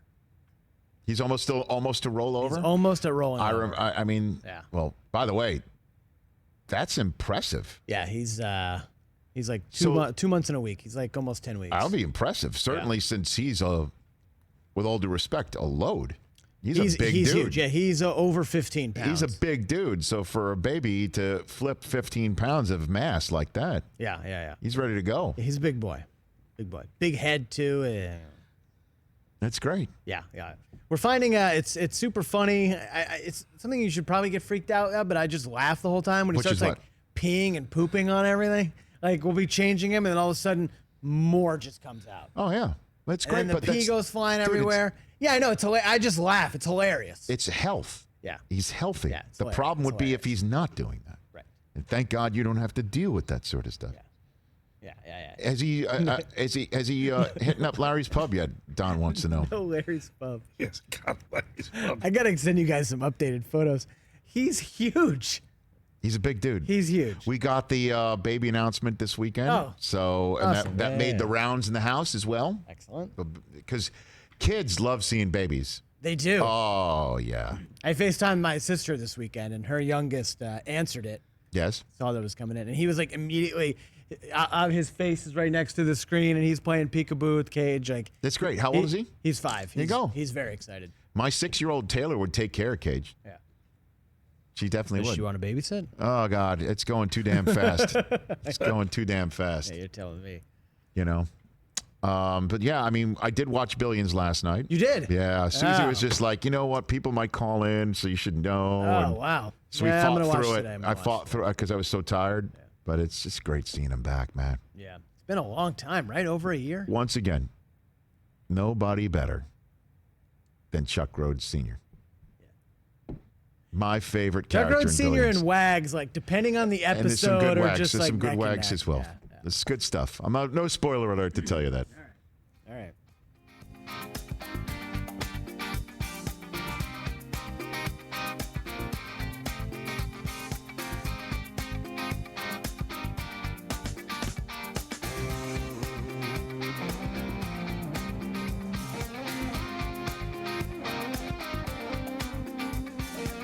Fresh reminder to listen to us on demand anytime you want. All 3 hours of the Rich Eisen Show. As soon as we're done, will be posted on our friends at Podcast One. Go to podcastone.com/Rich Eisen and be sure to listen and subscribe. We always appreciate when you subscribe because that means you like us and you're always interested in what we're doing. Same thing on our YouTube page, youtube.com/Rich Eisen Show. Hit that subscribe button. Tweet. Facebook, Instagram, call, most importantly, because that's the way we can actually have a two-way in real time. 844-204-RICH number to dial. Let's take some phone calls. People have been hanging on for quite some time. Pat in Sarasota, Florida. Pat in Florida, what's up? Hi, Rich. I love your show. Thanks, Pat. And believe it or not, I'm a longtime Buck fan, and Don Shula's son, Mike Shula, I got a picture, me and him, when he first was coaching the offense for the Bucks. I'd like to go over the draft a little bit, if you don't mind. Go for it. Okay. I think the Bucks had the best draft out of anybody because you have to figure in Brady and Gronkowski, their 2 fourth-round picks. Their first pick is going to be a starter, the offensive lineman. Second pick is the linchpin in their defense, the safety. And the third-round pick will be a third-down back. They're all going to play. And the fifth-round pick was the best receiver, slot receiver in the draft. Sixth-round pick was a steal, a defensive tackle that runs a 3.78 with 8 sacks. And even the last 7th-round pick, I know they never do anything. You never know. Arians was crazy about Casillas, the running back who runs a 4.3. Hey, look, Pat. Here's what I think. First of all, you never know. 7th-round pick. Edelman was a 7th-round pick. Edelman was, yeah. Right. I mean, just as a Marcus Colston, who Saints fans will know and remember and love. Those are just a couple 7th-round picks. Was Welker a 7th-round pick too? I don't know. Welker might have been undrafted. Hey, Brady was almost a 7th-round pick. Look, man, you got Brady, you got Gronk, you got Evans, you've got Godwin, you've got O.J. Howard. He's not going anywhere, man. They picked up his 5th-year option. He's not going anywhere. So you got O.J. Howard with Gronk. You got the running backs. You've got Todd Bowles having the controls of this defense that was one of the best run defenses in the NFL last year. You got yourself a shot. A run defense and Tom Brady. Probably a top 5 defense this year, and nobody's speaking about their defense. Pat, I call back. Thank you for saying what you said about this show. Their defense, Todd Bowles is one of my favorite people that I've gotten to meet in the NFL. You know, Shaq Barrett is going to eventually come in from the fold. You know, come in the cold. He's been franchise tagged. Jason Pierre-Paul. I mean, that second level, there's a bunch of top-notch linebackers there. They had Antoine Winfield in the draft. I thought that was a great ad. I mean, come on. And Tristan Wirfs is their first-round selection. It only cost them a 4 to move up one spot and get one of the top linemen in the draft for Brady. Man. Yeah, Bucks were big winners this offseason. And when the schedule comes out later this week, that's going to be the team that's going to be the most, that will bring out the emotion the most, and the emotion being, man, I hope this season goes on time and it is full. Oh, they're going to have a lot of primetime games, don't you think? Well, I think so, yeah, for sure. Well, I mean, it's, if I'm not mistaken, the Bucks play the Packers, the Bucks play the Chiefs, so it's going to be 12s all over the place, and Mahomes and the Raiders too. And I mean, in Aaron Rodgers, and then here comes Mahomes. Oh yeah, buddy. Let's go to LJ in Mississippi. You're here on the Rich Eisen Show. Oh yes, how you doing, Rich? Thanks for calling. What's on your mind? Just trying to see. Okay, Jameis Winston went to the Saints, right? So where will Cam Newton go to? I don't know. We just talked about it with Peter King. He thinks that Cam's just going to sit around and wait for somebody to falter, wait for someone to get hurt, that there's no reason for him to sit behind anybody. He's a 2015 MVP. He's been to the Super Bowl. He's going to come back healthy. And why in the world should he be sitting around and waiting for someone to get hurt? Right. I think 49ers should sign him, man. 49ers. You want to upgrade a position, obviously, Big Nick Mullins. I don't know about that one. I mean, who should sign him and be the because he's going to be a starter. If he's going to be a starter, it should be Jacksonville. Right. Jacksonville would be the winner. Well, it really should have been Chicago, but they kind of screwed things they weren't up going going to do that. Foles I know. But. Thanks for the call, Jay. Appreciate it. What else is there? I mean, I'm going in my head here. Yeah, I'm just kind of running. You know what would be the spot? But they went in the other direction. Would be Washington. Yeah. Would be Washington. You want to have somebody that puts fannies in the seats? Cam Newton would do that in FedEx. Kyle Allen, though, is the Carolina Panther that they went and grabbed, not Cam. Because with Cam coming, it just means he's going to be your starter. That there's not going to be much of a competition, because if there is, a second-year kid in Dwayne Haskins is not beating out Cam Newton. It's just not going to happen. A second-year starter in Gardner Minshew is not going to beat out Cam Newton. It's like if you want to see what you have in a young, talented person, you're not bringing in Cam Newton. That's in the different direction. If Cam hits, then you've got yourself a starter 7-8 years and somebody who commands a particular salary because of what he would bring to the table. If they had gone in a different direction, Cam and the Raiders would have been an awesome, interesting mix. I don't know where he goes. Somebody just has to get hurt, and then all of a sudden it's like, here's our starter for 2020, and we can plug and play because he's Cam friggin' Newton. 844-204-RICH is the number to dial here on this show. So I just didn't bring this up with Barkley because, I mean, how do you bring up the time where we were all kind of, hammered late at night in Raleigh, North Carolina at a karaoke bar watching him serenade Michael Jordan with I Believe I Can Fly, but I saw that with my own two eyes. I was on SportsCenter. This was the Jimmy V golf tournament. Jordan would show up on occasion and play in it and obviously be in Raleigh, North Carolina, the biggest draw. Right. And Charles was a regular every year because he was just so giving of his time. And yeah. And then I think Charles was at VCU. I think Charles lent his name and his platform to, for some reason, I think it was Virginia Commonwealth, and he called up and he asked me, would you play in a charity tournament? After that, we'll get a private plane and we'll take you from the Jimmy V to this spot. And I said yes. And I think it was just a couple days after Jordan sang I Believe I Can Fly, I hopped on a flight. I wrote about this for ESPN the magazine. I was on a flight with me, Stewart, Charles, Tom Penders, and Linda Cohn. Wow. And it was a small plane. It was a little bumpy, and I thought to myself, where am I on this list? Oh, you got to think of that. This is late 90s. Late 90s. So you're I don't even want to go there. But it was just a wild time. Who was Penders coaching back then? I believe it was Texas. That's what I was thinking, yeah. Or he could have been pre-Texas. I forget who Tom Penders was coaching. He had a great mullet. He couldn't have been nicer too, man. And those were just fun days, fun events. Jordan couldn't be more famous. He showed up, and then one night, Charles sat him in the chair and serenaded him to I Believe I Can Fly. And I will never forget that. Space Jam. And, it's interesting. Last night on The Last Dance, I want to point this out.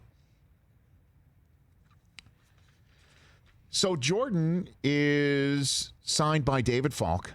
Yep. And David Falk comes up with the radical idea of trying to get him his own shoe deal. The radical idea that he's based on his brand and his game, he can be associated with his equipment in the same way that tennis players would. And That was a cool comparison. And even Rod Thorne said, hey, are you trying to turn Michael into a tennis star? And he said, yes, it's the same idea of what happens with tennis players.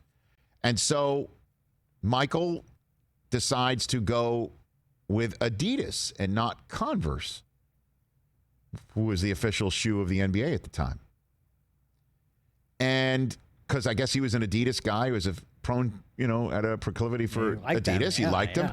And they just didn't have their stuff together for Michael Jordan. Imagine that moment in time for you and your business that you just couldn't pull it all together and provide Michael Jordan with the shoe and the shoe deal that he wanted. Like this moment in time, he shows up on your doorstep saying, I want you. And you say, we just can't pull it together. I wonder what an Adidas executive currently that might not be fully aware of that history, they have to be, is thinking about that. Like, in terms of the entirety of this documentary to date, other than the members of the Chicago Bull cocaine circus who had to explain to their friends and family at the time, I was that guy. Out of nowhere, I was that guy, or I wasn't that guy. I wasn't that guy. Again, this is what Jordan referring to the members of his first Bulls team when he showed up in 1984 doing all sorts of crazy stuff and he wanted no part of it. And if you're just sitting there watching The Last Dance with your family and you're part of that team, that number 23 bus just comes and hits you with mud, even though Jordan's just telling his life story. Imagine you're just that Adidas executive sitting at home right now. Like, couldn't pull it together. They wanted to make $3 million and they made $100. That was nuts. He goes to Nike. For the wasn't going to Nike. And had to be convinced to go to Nike.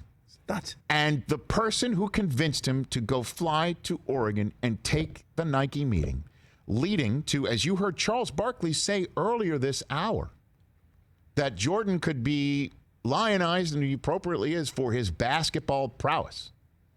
But nothing compares to him as somebody who is a brand ambassador, businessman, and person who has completely been appropriately credited for changing the way people view shoes, buy shoes, and certainly the swoosh for Nike that is everywhere right now on NFL uniforms, the Jumpman logo that is on Michigan Wolverine uniforms, all of that. He credits Michael Jordan with that being number one.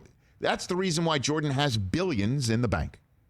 That's why Jordan is an owner of an NBA team right now. Not because he's so great at basketball.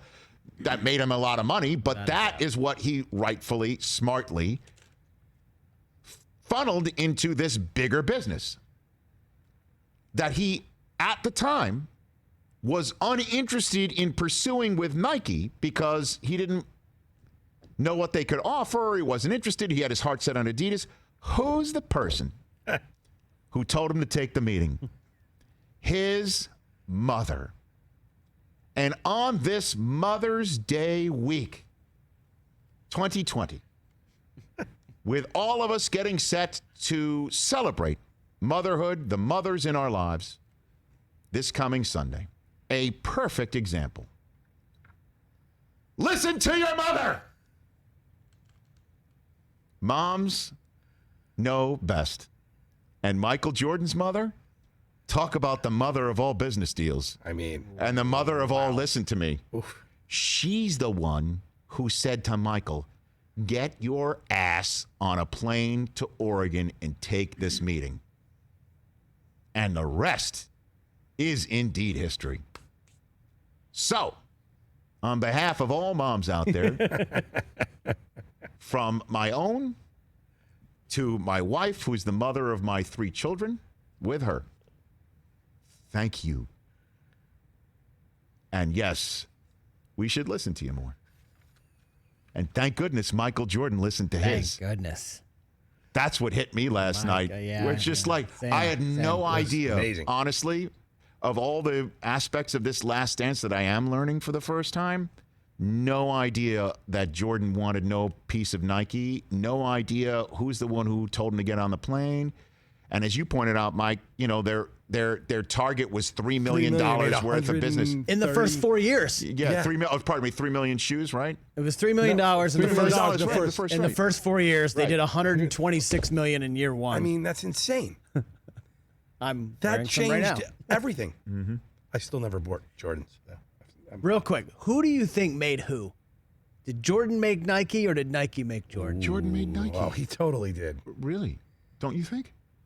No, I'm not a shoe expert, as you know. I think he took him to the next level. These that I have on right here, I'm over. Well, that's all they were in the business of before. Give you an idea of these shoes. My shoe game has been upgraded over the last few months. And in case people are wondering why it took me so long, did you see how much I needed to actually put in to lift my leg that high? Okay. But yeah, I mean, Nike. So I'm not really an expert in this sort of thing. I didn't know the history of Michael with Nike, but Nike, if I'm not mistaken, was just making track shoes. I mean, I've seen Prefontaine, I've seen the movies. Pretty much. Yep. Yeah. What, Coach Bowerman, right, in Oregon? Like, I know about the history of all that, but now here comes Michael, and all of a sudden, there's Jumpman everywhere. Oh. I want to thank JJ Stankevitz of NBC Sports Chicago for joining us in our first hour. Peter King, Hank Goldberg, Charles Barkley, and Cedric the Entertainer for being on today's show. Tomorrow's show, Michael Irvin will kick us off. Chase Elliott will join us as well as we are matriculating our way through another May Sports Week in this 2020 that nobody ever saw coming. But we'll be here for you once again on the Rich Eisen Show Tuesday.